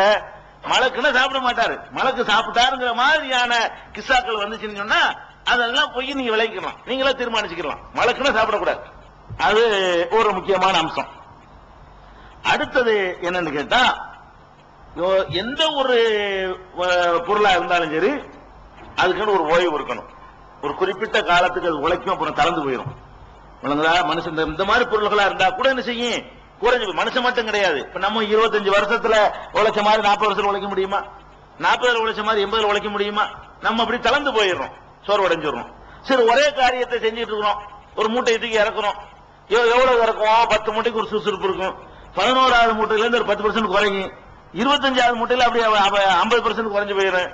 அப்புறம் கடைசி மூட்டையை இறக்கி வைக்கும் போது ஒரு மூட்டை அங்க தூக்கி வர்றதுக்கு 1/2 மணி நேரம் ஆகும். அப்படி ஆயிரும். அதுக்கப்புறம் உட்கார்ந்து ஆகணும். அப்ப நம்மளுக்கெல்லாம் எப்படி அல்லாஹ் படைச்சிருக்கிறான்னு கேட்டா, எவ்வளவுதான் நீங்கள் திரகாத்திரம் உள்ளவர்களா இருந்தாலும் ஒரு குறிப்பிட்ட நேரம் வரைக்கும் தான் உங்களால செயல்பட முடியுமே தவிர, அதுக்கு பிறகு ஓய்வுண்டு ஒண்ணு உங்களுக்கு வேணும், ரெஸ்ட்னு உங்களுக்கு வேணும். கண் அப்படி கொஞ்ச நேரம் மூட ரெஸ்ட் கொடுக்கணும், உடம்பு அப்படி கைகால மடக்கி அப்படி விரிச்சு விட்டு அப்படி ஃப்ரீயா என்ன செய்யணும், அதுக்கு லூசா விடணும். அது மாதிரி தூக்கத்தை கொடுக்கணும், நீட்டி நிமிர்ந்து படுக்கணும். இதெல்லாம் பலவிதமான ஓய்வு இருக்கு. மூளையில டென்ஷன் இருந்தா அந்த டென்ஷனை குறைக்கிற மாதிரியான விளையாட்டு போக்குவரத்து மாத்தணும். இப்படி என்னத்தையாவது பண்ணித்தான் அந்த சடைவுகளை தீர்த்து கொள்ள முடியும். மலக்குகளை பொறுத்த வரைக்கும் சடைவே கிடையாது, சடைவே கிடையாது. அல்லாஹ்வுடைய படைப்புகள் அந்த மாதிரி சடைவு இல்லாமல் நிறைய இருக்கு. சூரியன் இருக்கு, அது சடைஞ்சிச்சுன்னா உலகம் இயங்குமா? அது சுத்துவதிலிருந்து இருந்து சடைஞ்சு போச்சுன்னு சொன்னா உலகம் என்ன ஆகுறது? பூமி சடைஞ்சு போயிட்டா என்ன ஆகும்? சுத்திக்கிட்டே இருக்கு பூமி. ஒரு மணி நேரம் சுத்தலன்னா என்ன ஆகும்? சுத்தலன்னா அழிஞ்சு போயிடும். இந்த பூமி நல்லா சுத்த விட்டுருக்கான ஒரு 1 ஹவருக்கு சுத்தலன்னு வைங்க, அவ்வளவுதான். பிரேக் அடிச்சோட தூக்கி தூள் தூளா கிளம்பி நொறுங்கி போயிடும். 1000 மைல் வேகத்துல சுத்திக்கிட்டு இருக்கிற அந்த பூமியை பிடிச்சி திடீர்னு நிப்பாட்டினா அந்த நிப்பாட்டின வேகத்துல எல்லாம் குலுங்கி ஆடி எல்லாம் ஒண்ணுலாம் உலகம் அழிஞ்சு போயிடும், உண்மை இல்லாம போயிடும். அப்ப இதுக்கெல்லாம் ஓய்வு தேவையில்லை. இந்த எந்திரங்களுக்கு எப்படி ஓய்வு இல்லாமல் உழைக்குமோ, இந்த எந்திரங்கள் எல்லாம் படைச்ச இந்த மனுஷன் படைச்ச எந்திரத்துக்கு ஓய்வு வேணும். 24 மணி நேரம் மிஷினை ஓட்ட முடியாது. 24 மணி நேரம் ஓட்டினா 24 மணி நேரம் ஓட்டாம ஓடணும் ஆறுவதற்காக வேண்டி. அல்லாஹ் படைச்ச எந்திரங்களுக்கு ரெஸ்ட் இல்ல. சூரியன் படைக்கப்பட்டதுல இருந்து வேலை செஞ்சுட்டு இருக்கு, ரெஸ்ட் இல்ல. பூமி படைக்கப்பட்ட காலத்துல இருந்து வேலை செஞ்சுட்டு இருக்கு, ரெஸ்ட் இல்ல. இதே மாதிரிதான் வானவர்கள் அல்லாஹ் படைச்சிருக்கிறான். ஓய்வுங்கிறது அவங்க நாட மாட்டாங்க, இயல்பாக அவங்களுக்கு இயல்புல கிடையாது. நில்லுன்னு அல்லாஹ் சொல்றான், நில்லுன்னு சொல்லிட்டு விட்டுட்டான்னு வைங்களேன், அவர் நின்றுட்டு தான் இருப்பார். லட்சம் வருஷம் ஆனா அப்பதான் இருப்பார். நில்லுன்றால இருப்பார். குனியா குனிவாரு, எந்திரின்ற மலை எந்திரிப்பார். வழங்குதா? சஸ்பி சொல்லிக்கிட்டே எரின்னு சொன்னா சொல்லிக்கிட்டே இருப்பார். சுப்ஹானல்லாஹ் சுப்ஹானல்லாஹ் சுப்ஹானல்லாஹ், கோடி 10 கோடி 20 கோடி 30 கோடி 1000 கோடி எத்தனை 1000 கோடினா சொல்லிட்டு இருப்பாரு. என்ன இதையே ஒன்னு சொல்றது? நம்மளாவே செய்வோம். 33 தஸ்பீக்கு மேல 43னா என்னடா திருப்பி திருப்பி நினைக்கிறமா இல்லையா? அதெல்லாம் இங்க கிடையாது. சுப்ஹானல்லாஹ் சுப்ஹானல்லாஹ்னு 10,000 கோடி சொல்லுவார். அவருக்கு அது தடையே வராது. அப்ப அவர்களை எப்படி படைக்கப்பட ஏறக்குறைய எந்திரம் நீங்க நினைச்சிடக்கூடாது. ஏறக்குறைய இந்த வகையில் எந்திரம் மாதிரி, ஏறக்குறைய எந்திரங்களுக்கு விட தாண்டி கூட சொல்லலாம். எந்திரங்களுக்கு கூட ஒரு அளவுக்கு மேல நினைஞ்சிடும், அது டேமேஜா போயிடும். இது பழுதே அடையாம சூடாவாம அப்படியே என்ன வேலை அல்லாஹ் கொடுத்தானோ, தஸ்பீஹிலே சில பேரு, ருக்குலே சில பேரு, சஜிதாவுலே சில பேரு, அல்லாஹ் சொல்ற வேலையை பார்த்துக்கிட்டே சில பேரு, நமக்கு பக்கத்துல உட்கார்ந்துகிட்டு என்ன பேசுறான்னு எழுதிக்கிட்டு இதே வேலை. எப்ப பார்த்தாலும் எழுதிக்கிட்டே உட்கார்ந்தா என்ன உங்களுக்கு முடியுமா? எல்லாத்தையும் எழுதிட்டு முடியுமாங்க? நம்மளுடைய ஒவ்வொரு காரியத்தையும் எழுதுறாரு உட்கார்ந்துகிட்டு, எல்லாத்தையும் எழுதி ரெக்கார்ட் பண்ணிட்டே இருக்கிறான். எழுதுறது, நினைக்கிறது, பேசுறது, குதிக்கிறது, ஆடுறது, கோல் சொல்றது, புறம் பேசுறது, ஒண்ணும் விடாம இதே வேலையா உட்கார்ந்துகிட்டு ரெக்கார்ட் பண்ணிக்கிட்டே இருந்தாங்கன்னு சொன்னா, அப்ப இதெல்லாம் ஏன் செய்ய முடியுது? அவர்கள் சடைய மாட்டார்கள். நீங்க விளைக்கணும் கொஞ்சம் மலக்கம் சடை அந்த நினைப்பா தப்பு பண்ணிக்கலாம். அதனால மலக்கு இல்லாம அவன் தெரிஞ்சு வச்சுக்கிட்டான். விளங்குதா? அதனால அப்படி நினைச்சு ரெண்டு பக்கமும் கவுண்டர் அவனே நேரடியாகவும் பார்த்துக்கிட்டு இருக்கிறான். மனிதன் கொஞ்சம் இன்னும் கொஞ்சம் நல்லவனா நடப்பதற்காக வேண்டி உனக்குள்ள நிப்பாட்டி வச்சிருக்கா ரெண்டு பேரை பாத்துக்கடா, அவங்களுக்கு சடையவெல்லாம் மாட்டாங்க, எப்ப பார்த்தாலும் வேலை சொன்ன வேலையை பார்த்துட்டே இருப்பாங்க, கண்காணிக்க சொன்னா கண்காணிச்சுட்டு தான் இருப்பாங்க, எந்த சடையும் அவர்களுக்கு வராது என்று அல்லாஹ் சொல்றான். அவர்கள் சடைய மாட்டார்கள் எங்க இருக்குன்னு கேட்டா சூரத்துல் அம்பியா, அதாவது 21வது அத்தியாயத்துல 20வது வசனம். அதுல அல்லாஹ் சொல்லி காட்டுகிறான், யுஸப்பிஹூனல் லைல வன்னஹார், இரவிலும் பகலிலும் அவனை துதித்துக் கொண்டிருப்பார்கள், லா யஃப்தரூன், அவர்கள் சடையவே மாட்டார்கள், சடைவடைய சோர்வடையவே மாட்டார்கள். அது மாதிரி இன்ன பொல்லதீன இந்த ரப்பிக்க, இது ஃபுஸ்ஸிலத் என்ற அத்தியாயத்துல 41வது அத்தியாயத்துல 38வது வசனத்துல எல்லாம் சொல்லி காட்டுறான், பொல்லதீன இந்த ரப்பிக்க யுஸப்பிஹூன லஹு பில்லைலி வன்னஹாரி வஹும் லா யஸ்அமூன், உமது இறைவனிடத்தில் இருக்கக்கூடிய வானவர்கள் இரவிலும் பகலிலும் அவனை துதித்துக் கொண்டிருக்கிறார்கள், அவர்கள் சோர்வடைய மாட்டார்கள், சடைவடைய மாட்டார்கள், தளர்ச்சி அடைய மாட்டார்கள், அதையே செஞ்சுட்டு இருப்பார்கள். அப்ப வானவர்களுடைய இன்னொரு சுபாவம் என்னன்னு கேட்டா, என்ன வேலை கொடுக்கப்பட்டுச்சு அது அப்படியே செய்வாங்க. எந்திரத்துக்கு அவங்களுக்கு என்ன டிஃபரெண்ட் கேட்டா, எந்திரம் விளங்கி செய்யாது, அவர்கள் விளங்கியே செய்வாங்க. நாம என்ன செய்யறோம் விளங்கும். மிஷினுக்கும் மலக்குக்கு என்ன வித்தியாசம் கேட்டா, மிஷினுக்கு என்னதான் செய்யணும், மைக்கு என்ன வேலை செய்யணும் மைக்கு தெரியுமா? மைக்கு ஒரு வேலை செய்யுது, என்ன செய்யுது? நான் பேசுறத வெளியே கேட்க வைக்குது அப்படின்னு உங்களுக்கு தான் தெரியும். இந்த மைக்கு தெரியுமா நாம இந்த வேலை செஞ்சுக்கிட்டு இருக்கிறோம், நம்ம இப்ப இந்த பேச வாங்குறோம், வாங்கி கொண்டு போறோம், அதை பெருசாக்கி கொடுக்கிறோம், மைக்கு தெரியுமா? தெரியாது. அப்ப இந்த மாதிரி நீங்க மலக்க நினைச்சிட கூடாது. மலக்குக்கு என்ன செய்யும் கேட்டா, தாம் என்ன செய்கிறோம் என்பது தெரியும், தெரிந்து கொண்டு சடைவு வராது. சுப்ஹான் அல்லாஹ் என்று நாம் அல்லாஹ்வை சொல்லுகிறோம், புகழுகிறோம் என்று தெரியும். அது தெரிஞ்சு அந்த அப்படி இன்பத்தில் திளைத்து போய் அதை சொல்லிக் கொண்டிருப்பார்கள். நாம் இப்போது ருக்குவிலே இருந்து கொண்டிருக்கிறோம் என்று அவர்களுக்கு தெரியும், தெரிஞ்சே ருக்குவிலே இருப்பார்கள். அப்ப உணர்வார்கள், புரிந்து கொள்வார்கள். ஆனால் என்ன செய்ய மாட்டாங்க, சடைவடைய மாட்டாங்க. எப்ப நமக்கு சாப்பாடு இந்த செக்ஸ் எல்லாம் எடுத்துட்டான வேற படைப்பாயிடுறாங்கல்ல, அதனால நம்மள மாதிரி நீங்க எப்படி நினைக்க கூடாது, அப்படி நினைக்க கூடாது. ஏன்னா நீங்க அடிப்படையை நீங்க வேற அவங்க வேற, சாப்பிடவே மாட்டாங்கன்னு சொல்லும் பொழுது நீங்க படைப்பே ஆயிடுச்சு, வேற ஆகி போச்சு. அதனால அப்படிதான் எல்லாம் படைச்சு வச்சிருக்கிறான், அதை நம்பணும். அடுத்தபடியா நம்ப வேண்டியது, வானவர்களை பொறுத்த வரைக்கும் அல்லாஹ்வுடைய கட்டளைக்கு மாறு செய்தல் இருக்குல்ல, அது அறவே கிடையாது. அல்லாஹ்வுடைய கட்டளைக்கு நம்ம மாறு செய்யறோம், எல்லா கட்டளையும் நம்ம செய்யறோமா? தெரிஞ்சுக்கிட்டு எவ்வளவு தப்பு செய்யறோம். அல்லாஹ்வுடைய உத்தரவுகள் நிறைய நம்ம மீறுகிறோம். இதான் அல்லாஹ்வுடைய உத்தரவுன்னு தெரியுது, மீறுகிறோம். அதே மாதிரி ஜின்கள் ஒரு படைப்பு அல்லாஹ் படைச்சிருக்கிறான், அவங்களும் மீறுறாங்க. மனிதனை மாதிரி என்ன செய்யறாங்க, ஜின்களும் பகுத்தறிவு அல்லாஹ் கொடுத்து வச்சிருக்கான், நல்லது கெட்டது விளங்கக்கூடிய ஆற்றலை கொடுத்திருக்கான். ஆனாலும் 100% நல்லது செய்யறது கிடையாது. அல்லாஹ் சொன்னதையே எப்போதும் அல்லாஹ் நினைத்துக் கொண்டிருக்கன்னு சொல்லிட்டு இருப்பான். அல்லாஹ் நீ பாட்டு சொல்லிட்டு நம்ம காரியத்தை செஞ்சுட்டு தான் இருக்கிறோம். இன்னும் 2 நேரத்துல அல்லாஹ் நினைக்கிறோம். அல்லாஹ் நினைப்பதற்காக நம்ம ஒதுக்குற நேரம் ரொம்ப குறைவா இருக்கு. அப்படிதான் இயல்பா படைக்கப்பட்டிருக்கிறோம், அதுக்காக நல்லா பிடிக்க போறது இல்ல, அப்படிதான் நம்ம நல்லா படைச்சு வச்சிருக்கலாம். மலக்குகளை பொறுத்த வரைக்கும் என்னன்னு கேட்டா, அல்லாஹ் ஒண்ணு சொல்லிட்டான்னு வைங்க, ஆடரா உத்தரவாக சொல்லிவிட்டானே, ஆனால் கருத்து கேட்டா கருத்தா சொல்லுவாங்க. ஆர்டர்னு ஒன்று பண்ணிட்டான்னு வைங்க, அவ்வளவுதான், ஓகே நிறுத்திடுவாங்க. அப்ப அதை பத்தி அல்லாஹ் என்ன சொல்லி காட்டுறான்னு கேட்டா, சூரத்துன் நஹ்ல் தேனி என்ற அத்தியாயம் 16வது அத்தியாயத்துல 50வது வசனத்தில் அல்லாஹ் சொல்லி காட்டுகிறான், யகாஃபூன ரப்பஹும் மின் ஃபௌகிஹிம், தங்கள் மேற்புறத்தில் இருந்து இறைவனின் கண்காணிப்பை பயப்பட்டுக் கொண்டிருக்கிறார்கள். நம்ம எப்படி பயப்படாம இருக்கிறோம், அவங்க என்ன பண்றாங்க, மேல இருந்து அவங்க கவனிச்சுக்கிட்டு இருக்கிறான் என்று அவர்களுக்கு மேல அல்லாஹ் இருக்கிறத விளங்கி செய்வார்கள், பயப்படுவார்கள். வயஃஅலூன மா யுக்மரூன், ஆணையிடப்பட்டதைத்தான் செய்வார்கள். எது ஏவப்படுகிறதோ, எது உத்தரவிடப்படுகிறதோ அதான் செய்வார்கள், உத்தரவிடப்படாது செய்ய மாட்டார்கள் என்று அல்லாஹ் சொல்லி காட்டுகிறான். இன்னொரு இடத்துல அல்லாஹ் சொல்றான், சூரத்துல் அன்பியாவுல 21வது அத்தியாயத்துல 27வது வசனத்தில் அல்லாஹ் சொல்லுகிறான், லா யஸ்பிகூனஹு பில் கவ்லி வஹும் பி அம்ரிஹி யஅமலூன், அவனுக்கு முந்தி பேச மாட்டார்கள், அவனுக்கு முந்தி என்ன செய்ய மாட்டார்கள், பேச மாட்டார்கள். அவன் கட்டளையை செய்து முடிப்பார்கள். அல்லாஹ்வுக்கு முந்திக்கிட்டு பேசுறது, ஏத்து பேசுறது. முந்தி பேச மாட்டார்கள்னா ஏத்து பேச மாட்டாங்க. அப்ப நீங்க ஒரு சந்தேகம் உங்களுக்கு வரும். அப்ப மலக்க படைக்கும் போது, மனுஷனை படைக்கும் போது ஏன் குழப்பம் விளைவிக்கிற படைக்கிற, நாங்க தான் உன்னை தஸ்பீஹ் பண்ணிட்டு இருக்கிறோமே, நாங்க தான் உன்னை துதிச்சுக்கிட்டு இருக்கிறோமேன்னு கேட்டாங்கல்ல. இது ஏத்து பேசுனது இல்ல, அவனை கேட்டான் சொல்லி சொல்லும் போது கேட்கும் போது சொல்வது ஏத்து பேசுனது ஆகாது. இப்ப நானே உங்கள்கிட்ட நான் உலகத்துக்கு தலைவர்னு வச்சுக்கிறோமே, நான் தான் இந்தியாவுடைய பிரதமர்னு வச்சுக்கிறோம், என்ன ஏத்து பேச மாட்டீங்க நீங்க. நானே உங்களை கூப்பிட்டு என்ன செய்யலாம் உங்கள்கிட்ட கேட்கிறேன், சொல்ல மாட்டீங்களா? அப்ப கேட்கும்போது சொல்லலாம்ல. அப்ப அல்லாஹ் மலக்கு மனுஷனை படைக்குமா என்ன பண்ணான்னு கேட்டா, படைக்க போறான்னு சொல்லாம அவங்கள்ட்ட கேட்கிறான். இன்னி ஜாயிருன் ஃபில் அர்தி கலீஃபா, பூமியில நான் ஒரு கலீஃபா படைக்க போறேன், இப்ப என்ன செய்யுதுன்னு அவர் கருத்து கேட்கிறான்ல.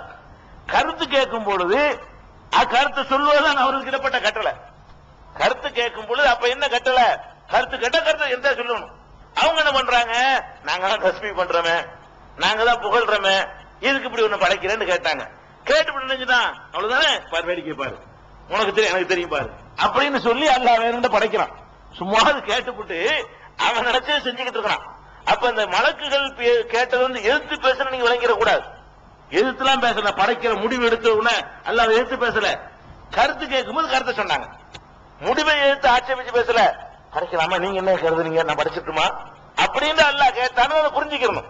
ஏன் அப்படி புரிஞ்சுக்கணும், இந்த 21, 27 அல்லாஹ் சொல்லி காட்டுறான், லா யஸ்பிகூனஹு பில் கௌலி, அவனை எதிர்த்து பேச மாட்டார்கள், அல்லாஹ்வை எதிர்த்தே பேச மாட்டார்கள். அப்ப இது எதிர்த்து பேசுனதாக இது எடுத்துக்கொள்ள கூடாது. எதை மனுஷனை படைக்கும் போது அப்ஜெக்ஷன் பண்ணாங்கன்னு வருத, அது அப்ஜெக்ஷன் சொல்லக்கூடாது. நம்முடைய பேச்சு வழக்கில் இப்படி சொல்லிக்கிட்டு இருக்கிறோம், நானும் சொல்லிடுறேன் நீங்களும் சொல்லிடுறோம், அது ஆட்சேபனை தெரிவித்தார்கள் சொல்லக்கூடாது. ஆட்சேபனை ஏத்து பேசுறது. அதுக்கு சரியான வார்த்தை என்னன்னு கேட்டா, அல்லாஹ் கேட்கும் பொழுது, அவர்களை கருத்தை கேட்கும் பொழுது அவர்கள் மாற்று கருத்தை சொன்னார்கள், அப்படிதான் சொல்லணுமே தவிர அது அப்ஜெக்ஷன் என்றுதான் நம்ம பரவாயில்ல பேசிக் கொண்டிருக்கிறோம். இதுக்கு மாற்றாது, இந்த வசனத்துக்கு மாற்றமா போயிடும், ஏத்து பேச மாட்டாங்க. அதே மாதிரி இன்னொரு இடத்துல சொல்லி காட்டுறான், 66:6 சூரத்து தஹ்ரீம்ல 6வது வசனத்துல, லா யஸூனல்லாஹ மா அமரஹும் வ யஃஅலூன மா யுமரூன், அவர்களுக்கு இடப்பட்ட ஆணைக்கு மாறு செய்ய மாட்டார்கள், ஆணையிடப்பட்டதை செய்து முடிப்பார்கள், மாறும் செய்ய மாட்டார்கள், ஆணையிடப்பட்டதை செய்யவும் செய்வார்கள் என்று அல்லாஹ் அவர்களுடைய கேரக்டரை பத்தி நமக்கு சொல்லி தரணும். மலக்குகளை பொறுத்த வரைக்கும் அதாவது அது ஏறக்குறைய ஒரு எந்திரமா இருக்கான். இப்ப சூரியனை அல்லாஹ் சுத்தி விட்டான், சுத்துனான், சுத்திட்டே இருந்துச்சுல, எந்த பக்கம் சுத்தோ அந்த பக்கம் தானே சுத்துது. அதே மாதிரி செஞ்சுட்டு இருப்பாங்க அவங்க, புட்டிச்சு நிறுத்துற வரைக்கும் அது நிக்காது. அந்த மாதிரி அல்லாஹ் எப்படி படைச்சிருக்கான், அவங்க சுபாவத்திலேயே அல்லாஹ் உன்னை சொல்லிட்டான்னா அது செஞ்சுட்டே தான் இருப்பாங்க, நிறுத்தவே மாட்டாங்க. அவனா நிறுத்த சொல்லும் போது நிப்பாட்டுவாங்க. இந்த மாதிரியான ஒரு படைப்பு தான் வானவர்கள். அப்ப நம்ம சில கிஸ்ஸாக்கள் வரும், மலக்குகள் அல்லாஹ்வையே ஈர்த்த மாதிரி எல்லாம் கிஸ்ஸா கொண்டு வருவாங்க, அல்லாஹ்வை அப்ஜெக்ஷன் பண்ண மாதிரி எல்லாம் கிஸ்ஸா கொண்டு வருவாங்க, அல்லாஹ்வுடைய கட்டளையே மீறின மாதிரி எல்லாம் பயான்கள்லாம் உண்டு. சில கதைகள் கூட உங்களுக்கு சொல்லி காட்டுவான்.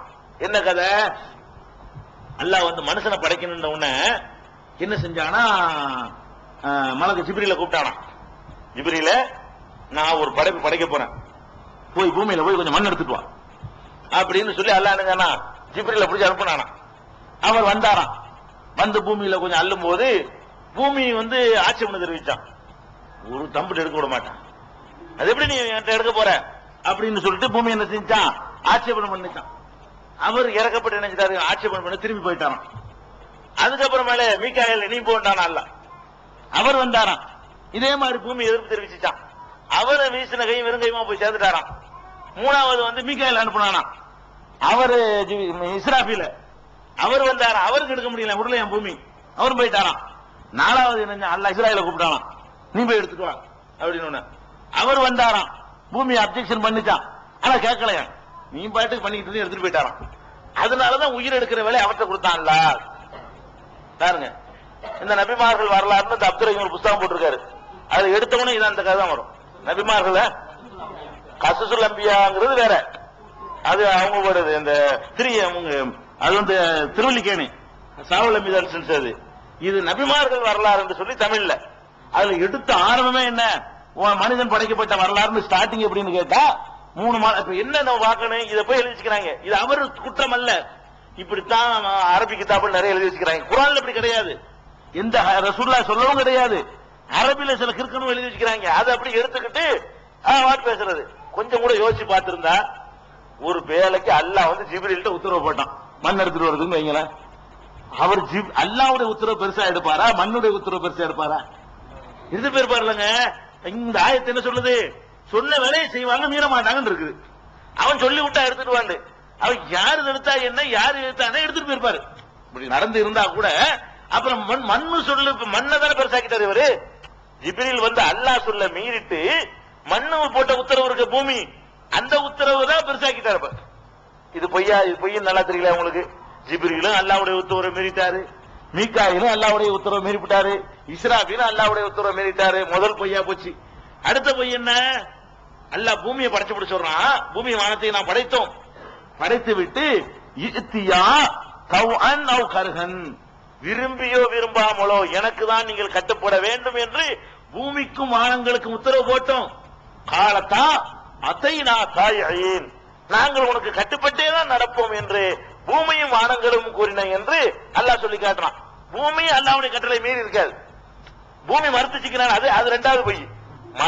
மலக்கு மீறினாருங்கிறது முதல் பொய். ரெண்டாவது பொய் என்ன? அல்லாஹ் மண்ணை கேட்டான்டா அள்ளிக்கிட்டு போன்னு சொல்லிருக்கணும். பூமி அல்லாஹ் சொன்னான்னு தெரிஞ்சுக்கிட்டு முடியாதுன்னு சொன்னா இது பூமி சொல்லுமா? பூமியுடைய பூமி தலைப்புல வந்தா சொல்லலாம். இந்த கதை பொய்ங்கிறதுக்காக சொல்ல வர்ற இப்படிலாம் கிஸ்தாக்கள். மூணாவது பொய் என்ன? இஸ்ரேல் ஒரு மலக்கே இல்ல, அது மூணாவது பொய். அப்ப இப்ப எதுக்கு சொல்ல வர்றோம்னு கேட்டா, மலக்குகள் இந்த மாதிரி பாவம் செஞ்சாங்க, அல்லாஹ்வுடைய உத்தரவை மீறினாங்க என்றெல்லாம் வரக்கூடிய செய்திகள்லாம் அவ்வளவு பொய், நம்ப கூடாது. மலக்குகள் தப்பே செய்ய மாட்டாங்க. அல்லாஹ்வுடைய எந்த கட்டளை இருக்கோ தலைகீழா புரட்டிட்டு வந்தா புரட்டிட்டு வந்துருவாங்க, அவ்வளவுதான். இத்தனை பேர் போறாங்க அதெல்லாம் பார்க்க அவங்களுக்கு வேலையே கிடையாது. புரட்டினா புரட்டுவாங்க, நிமித்தினா நிமித்துவாங்க. இதான் அவங்களுடைய வேலை, முடிஞ்சு போச்சுக்கிறது. இது வந்து மலக்குகளுடைய தன்மை, கேரக்டர்ல உள்ளது. அடுத்து என்னன்னு கேட்டா, மலக்குகள் வந்து உண்ண மாட்டார்கள் நம்ம சொன்னோம், பருக மாட்டார்கள் சொன்னோம். இந்த உணர்வு தான் அவர்களுக்கு இல்லையே தவிர ஒரு விஷயத்துல மனிதன் மாதிரி அவங்க இருக்கிறாங்க. ஒரு விஷயத்துல, எந்த விஷயம்? வாடை வாசனை இருக்குல்ல, வாசனை வாடைகள். இந்த வாடைகள் வந்து சில வாடை வந்து நமக்கு எல்லாம் பிடிக்காது. கெட்ட வாடைகள், வெங்காயம் வாடை, பூண்டு வாடை, அது மாதிரி ஒருத்தன் காற்று பிரிஞ்சுட்டான்னா அந்த வாடைகள்லாம் நமக்கு என்ன செய்யாது, ஒருத்தனுடைய இன்னொருத்தனுக்கு பிடிக்கிறது இல்ல. மலக்குகள் தான் வேற படைப்பு தானே, அவங்களுக்கு பிடிக்கும் அப்படின்னு நம்ம நினைச்சிடக்கூடாது. இந்த விஷயத்துல மட்டும் ரசூல் ஸல்லல்லாஹு அலைஹி வஸல்லம் சொல்றாங்க. ஒரு ஹதீஸ் இருக்குது, சஹீஹ் முஸ்லிம்ல இடம்பெற்றிருக்கக்கூடிய ஹதீஸ், 874வது ஹதீஸ். முஸ்லிம்ல 874வது ஹதீஸ்ல நீங்க பார்க்கலாம். அதுல என்ன வருதுன்னு கேட்டா, யாராவது நீங்கள் வெங்காயம் அல்லது பூண்டு சாப்பிட்டீர்களே ஆனால் நீங்கள் பள்ளி வாசலுக்கு வராதீர்கள். வேக வச்சு சாப்பிட்டா வாங்க, பச்சையா சாப்பிட்டா அந்த வாசம் வந்துகிட்டு இருக்கும்போது ரசூல் ஸல்லல்லாஹு அலைஹி வஸல்லம் சொல்றாங்க.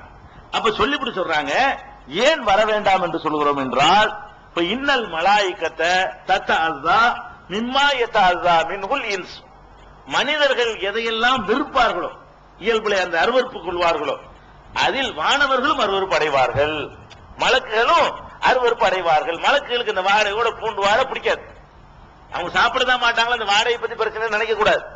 ஹதீஸ்ல இருக்குது, ஆதாரபூர்வமான செய்தி. அப்ப பள்ளிவாசலுக்கு வரும் பொழுது வெங்காயம் பூண்டு அந்த வாடகை போன பிறகு வரணும். பச்சை வெங்காயம் சாப்பிட்டீங்கன்னா அல்லது சமைக்க வச்சு சாப்பிட்டுங்க ஹதீஸ் இருக்குது. சமைச்ச வெங்காயத்துல வாடை வராது. பச்சை வெங்காயம் சாப்பிட்டீர்களே ஆனால் அந்த வாடை போன பிறகுதான் நீங்கள் பள்ளிவாசலுக்கு வரணும் அப்படின்னு சொல்லி ரசூல் ஸல்லல்லாஹு அலைஹி வஸல்லம் சொல்றாங்க. அதுக்கு சொல்ற காரணம் என்னன்னு கேட்டா, பக்கத்தில் உள்ள மனுஷனுக்கும் பிடிக்காது, மலக்குக்கும் பிடிக்காது. அதுக்கு சொன்ன காரணம் என்ன? ஒருத்தனுடைய அந்த வாடை வந்து பக்கத்தில் உள்ளவனுக்கும் பிடிக்காது, மலக்குக்கும் பிடிக்காம போயிடும். அதனால மனிதர்களுக்கு எதெல்லாம் பிடிக்காதோ அதெல்லாம் வானவர்களுக்கு பிடிக்காது என்று இந்த வாடைகள்ல வாசனைகள்ல பிடிக்காது என்று ரசூல் ஸல்லல்லாஹு அலைஹி வஸல்லம் சொல்லி இருக்கிறாங்க. இது ஒண்ணுலதான் ஏறக்குறைய அவங்க மனித தன்மைக்கு வர்றாங்க, நம்மள மாதிரி வர்றாங்க. இது போக அல்லாஹ் வந்து வானவர்களுக்கு ஏராளமான அலுவல்களை கொடுத்திருக்கின்றாலும் ரஹ்மத்துக்கு இறைவனுடைய அருளை கொண்டு வருவதற்கு என்று சில வானவர்கள் இருக்கிறாங்க. அந்த வானவர்களுக்கு மட்டும் பிரத்யேகமா வீடுகள்ல நாய்கள் உருவப்படங்கள் இருந்தால் வரமாட்டாங்க. நம்ம வந்து முன்கரணைக்கு இவரு காமன் காத்திபெல்லாம் இருக்காரு, அவர் பதிவு செஞ்சுட்டு இருக்காரு, ஒரு நாயை கொண்டாந்து கட்டிட்டோம்னு வைங்க, மலக்கு வராம போயிருவார். நம்மளோட எல்லா தப்பும் செய்யலாம் நினைச்சிட கூடாது. அவர்ல நம்மளோட விலக மாட்டார், வழங்குதா? நம்மளோடவே இருக்கிற மலக்கு இருக்காரு, அவர் நாயை கொண்டாந்து கட்டினாலும் உன்னோட தான் இருப்பாரு, பூனையை கொண்டாந்து கட்டினாலும் ஒன்னுடன் இருப்பார், அது போயிட மாட்டாரு.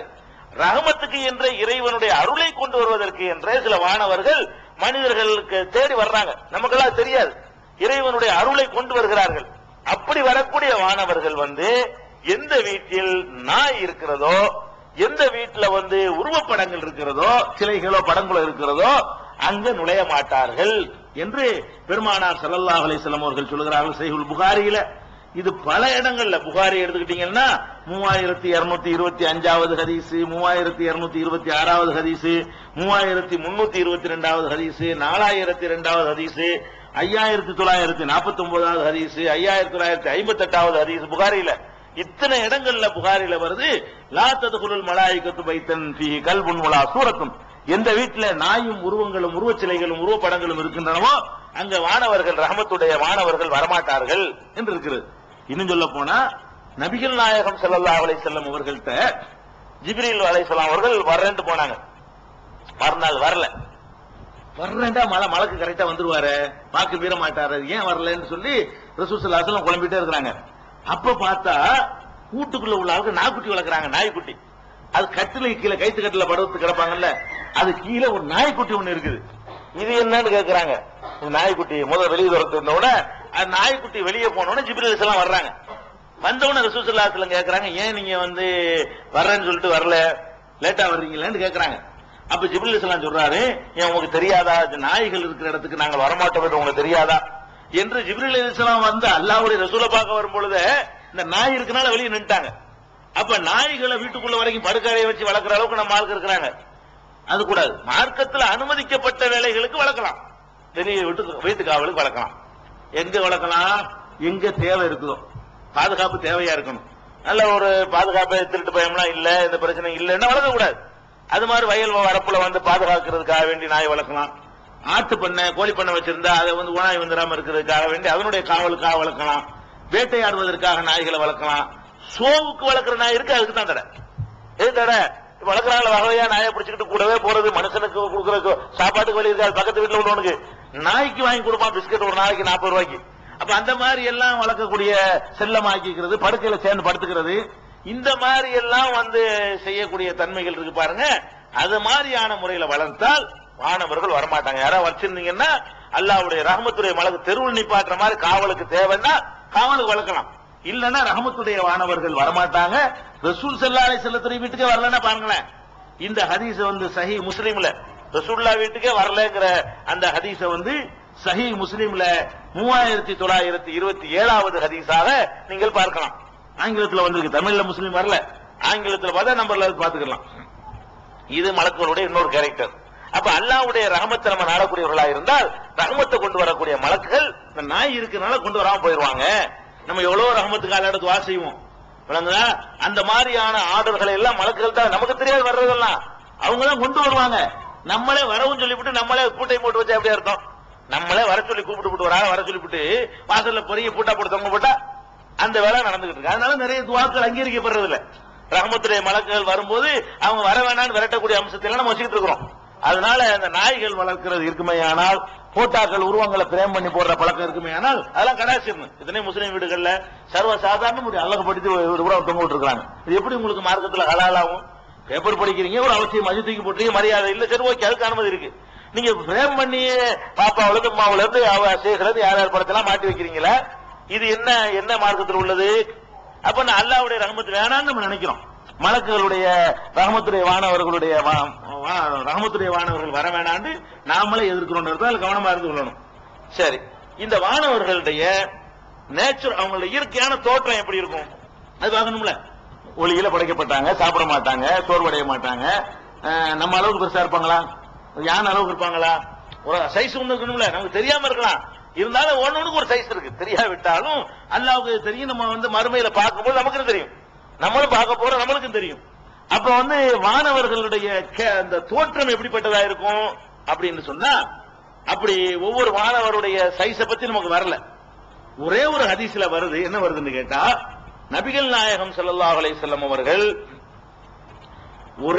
எப்பொழுதுமே ஜிப்ரீல் அலைஹிஸ்ஸலாம் அவர்களை மனிதனுடைய தோற்றத்தில் தான் பார்ப்பார்கள். ரசூல் ஸல்லல்லாஹு அலைஹி வஸல்லம் அவர்கள்ட்ட எப்ப ஜிப்ரீல் வந்தானு உங்களை மாதிரி என்னை மாதிரி தான் வருவார், ஒரு மனுஷன் மாதிரி தான் வருவாங்க. ரசூலுல்லாஹ்வுடைய கண்ணுக்கு மனுஷனா தான் தெரியும், ஆனால் மற்றவர்களுக்கு எல்லாம் தெரியாது. தெரிகிற மாதிரி ஒன்னு ரெண்டு நேரத்துல வருவாரு, அந்த நேரத்தில் தெரியும். நேத்து ஒரு ஹதீஸ் சொன்னோம்ல, இஸ்லாம்டா என்ன ஈமான்டா என்னன்னு கேட்க வந்தார், மனுஷன் மாதிரி வந்தாரு. அது மனிதர்களுக்கு சொல்லிக் கொடுக்க வந்ததுனால எல்லாரும் பார்த்துட்டாங்க. வேற நேரங்கள்ல எல்லாம் ரசூல் ஸல்லல்லாஹு அலைஹி வஸல்லம் பார்க்க ஜிப்ரீல் வந்தாரையானால் ஒரு மனிதர் வர்ற மாதிரி தான் ரசூலுல்லாஹ்வுக்கு தெரியும். 1000 பேர் பக்கத்துல இருப்பாங்க, ஒருத்தருக்கு தெரியாது, ரசூலுல்லாஹ்வுக்கு மட்டும் தான் தெரியும். மனித வடிவத்துல ரசூலுல்லாஹ் பார்ப்பாங்க. மனித வடிவத்துல பார்த்ததுனால எல்லா மனுஷனும் பார்ப்பாங்கன்னு விளங்கிடக்கூடாது, அது விளங்கிக்கணும், அப்படி வருவாங்க. ஆனால் ஒரே ஒரு தடவை தான் ஜிப்ரீலை அவருடைய இயற்கையான தோற்றத்தில் ரசூல் ஸல்லல்லாஹு அலைஹி வஸல்லம் பார்த்தார்கள். அந்த ஒரு தடவை என்னன்னு கேட்டா, அதாவது அந்த ஹிராவுல இருக்கும் பொழுது ரசூல் ஸல்லல்லாஹு அலைஹி வஸல்லம் இருப்பாங்கல்ல, முதல் புகாரில முதல் ஹதீஸ், முதல் வஹி எவ்வாறு துவங்கியதுன்னு வருது பாத்தீங்களா, அந்த ஹதீஸ்ல வரும். ஹிராவுல இருக்கும் பொழுது அவர் வருவார் ஜிப்ரீல். வந்தா எப்படி இருக்குன்னா, அடிவானத்தையே அடைச்சுக்கிட்டு ஆகாயத்துக்கு பூமிக்குமா இருப்பாரு, பிரம்மாண்டமான தோற்றம். அதை பார்த்தா ரசூலுல்லாஹ் பயப்படுவாங்க. அந்த ஜிப்ரீல் வந்து ஃபர்ஸ்ட் தடவை ரசூலுல்லாஹ்வுக்கு வந்து இறை தூதராக வருவார, காட்சி தருவார. அப்ப எப்படி காட்சி தந்தாருன்னு கேட்டா, அடிவானத்தை எல்லாம் இப்படி அடைத்து கொண்ட நிலையில காட்சி தர்றாரு. மேல இருந்து பார்த்துட்டு கீழே வரைக்கும் பார்த்தா மொத்தத்தையும் அவர் தான் இருக்காரு. இப்படி பார்த்தா எங்கட பார்த்தாலும் அவர் தான் இருக்காரு. இந்த பக்கம் இந்த ஓபன் பிளேஸ் நின்று கொண்டு இப்படி கடற்கரை பக்கம் பாக்குறீங்க, மொத்த கடலையும் மறைச்சு நின்றா எப்படி இருக்கும். மெரினாவில் நின்று பாக்குறீங்க, பார்த்தா கடற்கரை தெரியல, கடல் தெரியல. இங்கிட்டு பார்த்தாலும் அவர் தான் இருக்காரு, இங்கிட்டு பார்த்தாலும் அவர் தான் இருக்காரு, இப்படி பார்த்தாலும் அவர் தான் இருக்காரு, இப்படி அடைச்சு நிக்கிறாராம். இந்த மாதிரி ரசூல் ஸல்லல்லாஹு அலைஹி வஸல்லம் அவர்கள் பார்த்துதான் பயந்தார்கள். அந்த ஒரு தடவை தான் அவருக்கே உரிய வடிவத்தில் பார்த்தார்களே தவிர, அப்ப கூட அது எப்படி இருந்துச்சா. இன்னொரு இது எங்க வருதுன்னு கேட்டா, சஹீஹுல் புகாரியில 3235வது ஹதீஸ்ல நீங்க பார்க்கலாம். 4வது வால்யூம்ல வரும்னு நினைக்கிறேன். 3235வது ஹதீஸ்ல வருது. இப்னு மஸ்ஊத் ரலியல்லாஹு அன்ஹு அவர்கள் சொல்கிறார்கள், கான ஜிப்ரீலு கான யஅதீஹி ஃபீ சூரத்தில் ரஜுலி, மனித வடிவத்தில் தான் ரசூல் ஸல்லல்லாஹு அலைஹி வஸல்லம் அவர்கள்ட்ட ஜிப்ரீல் வருவார். வஅதாஹு ஹாதிஹில் மர்ரத ஃபீ சூரத்திஹி அல்லதி ஹிய சூரத்துஹு, அவருடைய இயற்கையான வடிவத்தில் ஒரு தடவை வந்தார். ஃபஸத்தல் உஃப்க, அடிவானத்தை அப்படி வியாபித்துக் கொண்டார். அடிவானத்துல ஒண்ணுமே தெரியல, மொத்தத்தை மறைச்சு விட்டார் முன்னாடி, அப்படி செவர் எழுப்பின மாதிரி அப்படி பார்த்தார்னு சொல்லி வருது. இது அவருடைய பிரம்மாண்ட தோற்றத்தை அல்லாஹ் எப்படி படைச்சிருக்கான்னு பாருங்க. நமக்கு அப்படி ஜிப் பண்ணி தர்றான். இந்த ஃபைல்களை ஜிப் பண்றோம் இல்லங்க கம்ப்யூட்டர்ல, பெரிய ஃபைலா இருந்தா ஒரு பிளாப்பில் அடக்கிறக்கா என்ன பண்ணுவோம், அதை ஜிப் டிரைவ் பண்ணி அதை சின்னதாக்கி கொண்டு போயிடலாம், பிறகு விரிச்சுக்கிடலாம். அல்லாஹ் வந்து வகியை கொடுத்து விடும்போது ஜிப்ரீல ஜிப் பண்ணி அனுப்பி விடுறான். நம்ம மாதிரி ஆராய்ச்சி உங்களுக்கு பிரம்மாண்டமா இருந்தால ஒரு நசுக்கு இப்படி போ, இதான் உனக்கு சரியா. அவர் பயந்துடக்கூடாது. அவரு ஏற்கனவே ஒரு பயந்து போர்வை போத்திக்கிட்டு போத்துங்கள் மனைவி வீட்டு எல்லாம் சொல்லிவிட்டாரு, அதனால சரிப்படாதுன்னு சொல்லிட்டு அதுக்கப்புறம் அனுப்புனதெல்லாம் மனித வடிவத்துல, அதுக்கப்புறம் வந்ததெல்லாம் மனித வடிவம். அவருக்கே உள்ள வடிவம் என்னன்னு கேட்டா பிரம்மாண்டம். அந்த பிரம்மாண்டம் சொல்ல இயலாது. இன்னொரு அறிவிப்புல இருக்கிறது, ரசூல் ஸல்லல்லாஹு அலைஹி வஸல்லம் அவர்கள் ஜிப்ரீலை பார்க்கும் பொழுது, இதுவும் அது பக்கத்துல தான் 3232 அந்த ஹதீஸுக்கு ஒட்டி 3 ஹதீஸுக்கு மேல என்ன வருதுன்னு கேட்டா, ரஆ ஜிப்ரீல லஹு சித்தமேத் ஜனாஹின், ஜிப்ரீலை அவர் பார்க்கும் பொழுது 600 இறக்கைகள் அவருக்கு இருந்தன. 600 இறக்கை அப்படி அந்த மாதிரி சிறகுகளோட ஜிப்ரீல் வந்து வியாபித்து நின்றார். அப்ப வந்து மாணவர்களுக்கு சிறகுகள் உண்டுங்கிறது வழங்குது. மாணவர்கள் எல்லாம் படைச்சிருக்கிறான, மாணவர்களுக்கு நம்மள மாதிரி கை இருக்குன்னு கூடாது. மாணவர்களுக்கு என்ன இருக்குன்னு கேட்டா இறக்கைகள் தான் உண்டு. அப்படி சர்ன்னு பறந்து வந்து உட்கார்ந்துருவாங்க, பறந்து மேல போயிருவாங்க. அதனால அவர்களுக்கு போக முடியுது. அதாவது எதுக்கு எல்லாம் அப்படி செஞ்சு வச்சிருக்கலான்னு கேட்டா, ஒரு சாதனம் இல்லாம திடீர்னு இங்க இருந்துட்டு திடீர்னு அங்க போனா அது அல்லாஹ்வுடைய தன்மையாயிரும். அப்படி போகக்கூடாதுக்கு அல்லாஹ் என்ன பண்ணிருக்கான்னா, அதுக்கு ஒரு கருவியை கொடுக்கலாம் வேணும்னு, இதை வச்சு அசத்தி தான் வர முடியும் அப்படின்னு சொல்லி ரெக்கையை கொடுத்து போடுறான். அந்த ரெக்கையை கொடுத்து எப்படி எத்தனை ரெக்கை கொடுத்துருக்கான் அப்படின்னு கேட்டா, இது ரெக்கை ஒரு ஹதீஸ் எல்லாம் வருது நினைக்கிறேன், குர்ஆன்லயே வருது. சூரத்துல் ஃபாத்திர்ல, ஃபாத்திர்ங்கிற சூறாவுல 35வது சூரா, அதுல ஃபர்ஸ்ட் வசனம், முதல் வசனம், அதுல என்ன இருக்குன்னு கேட்டா, அல்ஹம்துலில்லாஹி ஃபாத்திரி ஸமாவாத்தி வல் அர்து, வானங்களையும் பூமியையும் படைத்த அல்லாஹ்வுக்கு எல்லா புகழும். ஜாயிலில் மலாயிகத்தி ருசுலன், வானவர்களை தூதர்களாக அவன் நியமித்திருக்கிறான் பல பணிகளுக்காக வேண்டி. அவர்கள் எப்படிப்பட்டவர்கள் என்றால், உலி அஜ்னிஹத்தின், சிறகுகள் உடையவர்கள். வானவர்களுக்கு பூரா என்ன இருக்குங்கிறான்ல, சிறகுகள் உண்டு. மாணவர்களோட மலக்குக்கு சிறகு இருக்கும்னு நம்ம இது வரைக்கும் கற்பனை பண்ணல. மலக்குன்னா நம்ம நம்மள மாதிரி நினைச்சிட்டு இருப்போம். அப்ப வந்தது வேண்டாம் மனுஷ வடிவத்தில் வந்திருப்பாங்களே தவிர சிறகு இல்லாம. ஜிப்ரீல் ரசூலுல்லாஹ் பார்த்தாங்களே அப்ப வேண்டாம் சிறகு இல்லாம வந்தாங்க. அவருடைய நேச்சுரலான வடிவம் என்னன்னு கேட்டா சிறகு இருக்கும். எத்தனை சிறகு இருக்கும் என்றால் மஸ்னா ஒரு சுலாச ஒரு பா, இரண்டு இரண்டு சிறகுகள் இருக்கும். அப்படி மாணவர்கள் இருக்கிறார்கள். ஒரே மாதிரி யூனிஃபார்ம் இல்ல. ஒரு சுலாச மூன்று மூன்று சிறகுகளை கொண்டவர்கள் இருக்கிறார்கள். ஒரு ரூபா நான்கு நான்கு சிறகுகளை கொண்டவர்கள் இருக்கிறார்கள். மொத்தம் எவ்வளவுதானான்னு கேட்டா யஸீது ஃபில் ஹல்கி மா யஷா. அல்லாஹ் விரும்பிய அளவுக்கு அதிகமாக்கி வைப்பான். அதுவும் இருக்கு. 3க்கு மேல இருக்கு, 4க்கு மேல இருக்கு. அதனால ஜிப்ரீலுக்கு அவ்வளவு சிறகுகள். அப்ப யாருக்கு அதிக டியூட்டியை கொடுக்கறானோ அந்த மாதிரி இப்ப அமெரிக்கா காட்டுற விமானத்தை காட்டுறாங்க. இப்படி பயங்கரமான தோட்டத்தில் வருது பாருங்க, சின்னது பெருசு, அதுக்கு தகுந்த மாதிரி வேலை செய்யுதுல. அது மாதிரி ஜிப்ரீல் அப்படி 600 சிறகை விரைச்சிக்கிட்டு வந்து ஒரு அமெரிக்கா அமுக்கடான்னு வைங்க, அவ்வளவு முடிஞ்சு வச்சுக்காத. அப்படி ஒரு சிறகு அசைச்சாருன்னா அமெரிக்கா காலியா போயிடும். வழங்குதா? வருவாரு அவர் அல்லாஹ் அனுப்புவாருங்களா? பெரிய ஆச்சரியமானது இல்ல. அல்லாஹ் நாடும் போது அதுவும் நடக்கத்தான் செய்யும். அப்ப அல்லாஹ் ரப்பல் ஆலமீன் வந்து இவங்க வச்சுக்கிற சிறகையெல்லாம் தாண்டின சிறகு படைத்தவர்களை, 2 சிறகு உள்ளவர்கள், 3 உள்ளவர்கள், 4 உள்ளவர்களாக அல்லாஹ் படைத்திருக்கிறான் என்று இந்த இதுல நம்ம பார்க்கிறோம். இது ஒரு முக்கியமா நீங்கள் கேரக்டரை பத்தி தெரிஞ்சுக்கிற வேண்டியது. அவங்களுடைய கேரக்டர்களை வடிவமும் கேரக்டர் உள்ளதானே, அவங்களுடைய தோற்றம் இப்படித்தான் இருக்கும். அடுத்தது வானவர்களுக்கு வந்து பேர்கள் இருக்குல்ல, மலக்குகளுடைய பேர்கள், பெயர் சொல்லப்பட்ட வானவர்கள் என்று சொன்னால் ரொம்ப குறைவானவர்களுக்கு தான் பேர் வருது. குர்ஆன்லயும் ஹதீஸ்லயும் ஒரு ஆளுக்கு தனித்த நபர்களுக்கு பேர் வைக்கிறோம்ல, இந்த மாதிரி வந்து பேர் எதுக்கு வைக்கிறோம்? மனுஷனுக்கு தான் பேர் வேணுங்க. எதுக்கு பேர் வைக்கிறோம்? கண்டுபிடிக்க இயலாது. இல்லாட்டி உங்க 50 பேரும் பேர் இல்லைன்னு வைங்க, நான் யாரை கூப்பிடுறது, என்ன எப்படி இது பண்ற ஒண்ணும் செய்ய முடியாது. நம்ம குழம்பிடுவோம். அவனுக்கு யாரும் தேவையே கிடையாது. ரப்பல் ஆலமீனுக்கு கோடிக்கணக்கான பேர் படைச்சா கூட கமாண்டிங் அனுப்புனா கரெக்டா அவருக்கு மட்டும் போய் சேராது. அல்ல அனுப்புனா யாரு நினைச்சுக்கிட்டு அனுப்புறானோ அவருக்கு மட்டுமே அந்த உத்தரவு போய் சேரும். அவன் அந்த மாதிரி அதனால பேர் வச்சுலாம் அவன் வைக்கல. அவர் பேர் யாருக்கு இருக்குன்னு கேட்டா ரொம்ப கம்மியான வானவர்களுக்கு தான் பேர் கிடைக்குது. அதுல ஒருவருடைய பேர் ஜிப்ரீல்ங்கிற பேர் வந்து ஒருத்தர் இருக்காருன்னு விளங்குது. அது உங்களுக்கு எல்லாம் தெரியும். குர்ஆன்லயே பல இடத்துல வந்திருக்கு. ஏராளமான வசனங்கள் இருக்கிறது. ஒரு வசனம் எடுத்துக்கொள்ள 298 குர்ஆன்ல 298வது வசனத்தை எடுத்துக்கிட்டீங்கன்னா ஜிப்ரீல் ஒரு வானவர் இருக்காரு. ஏற்கனவே நான் வாசிச்சு காட்டிருக்கேன். யார் ஜிப்ரீலுக்கு எதிரியா இருக்கிறானோ மீகாயிலுக்கு, அந்த வசனத்துல ஜிப்ரீல் வருது, அவருடைய பேர் வருது. அதே வசனத்துல மீகாயில் பேரும் வருது. அப்ப வானவர்கள்ல ஜிப்ரீல் என்ற பெயரில் ஒருவர் இருக்கிறார், இது உண்மை. மீகாயில்ங்கிற பெயர்ல ஒருத்தர் இருக்கிறார், இது உண்மை. இஸ்ராபீல் என்ற பெயர், இஸ்ராபீல் என்ற பெயரில் ஒருத்தர் இருக்கிறார், அது எங்க இருக்குன்னு கேட்டா குர்ஆன்ல இல்ல. ஆனா வந்து ஹதீஸ்ல சஹீஹ் முஸ்லிம்ல இன்னும் பல ஹதீஸ் நூல்கள்ல பெருமானார் ஸல்லல்லாஹு அலைஹி வஸல்லம் அவர்கள் துஆ செய்யும் பொழுது அல்லாஹும்ம ரப்ப ஜிப்ரீல வ ரப்ப மீகாயில வ ரப்ப இஸ்ராபீல, ஜிப்ரீலுடைய இறைவனே, மீகாயிலுடைய இறைவனே, இஸ்ராபீலுடைய இறைவனே என்று பெருமானார் ஸல்லல்லாஹு அலைஹி வஸல்லம் அவர்கள் துஆ செய்திருக்கிறார்கள். அது சஹீஹ் முஸ்லிம்ல 1289 ஹதீஸ். அதுல வருது இஸ்ராபீலுடைய இறைவனேன்னு சொல்றாங்க.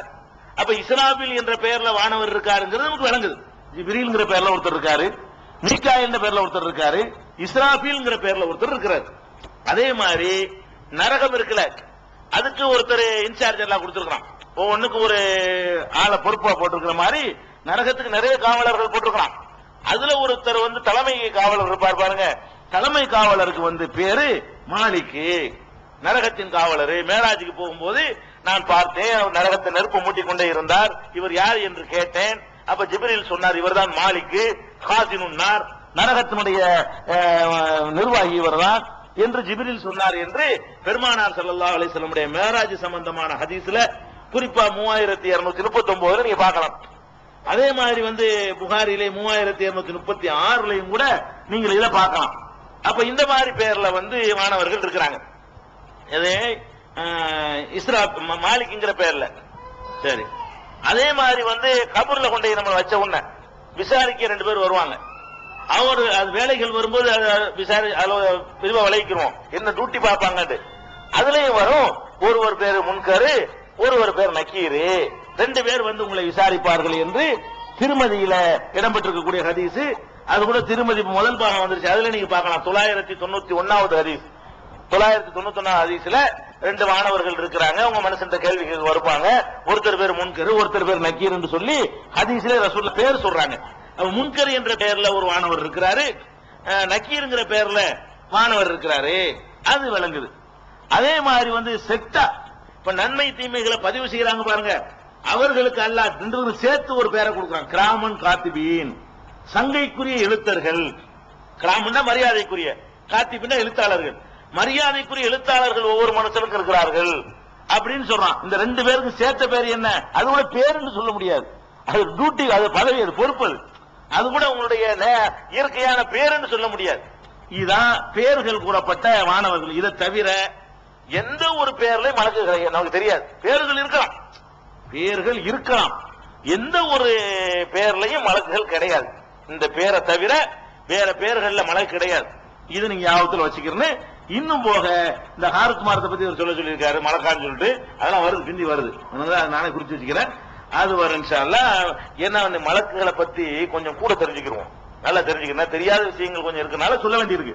வேற வேற விஷயங்கள், தெரிஞ்ச விஷயம் வரும்போது 2-3 கிளைகளை கொண்டு போயிடலாம். இன்ஷா ஒரு மாசத்துல முடிச்சிடலாம், ஒண்ணு கூட போதான் நினைச்சுக்கிற வேண்டிய. இன்ஷா நாளைக்கு உள்ள என்ன செய்வோம், மலக்குகளுடைய பற்றிய டைம் ஆச்சுல, மலக்குகளை பற்றிய அவருடைய கேரக்டர் தெரிஞ்சுக்கிட்டோம், அவங்களுடைய டியூட்டிகள் என்னென்னத்துக்கெல்லாம் மலக்குகள் படைக்கப்பட்டிருக்காங்க, என்னென்ன செய்வாங்க, அவங்களுக்கு கொடுக்கப்பட்ட பணிகள் என்ன என்பது இன்ஷா அல்லாஹ் நம்ம பார்ப்போம்.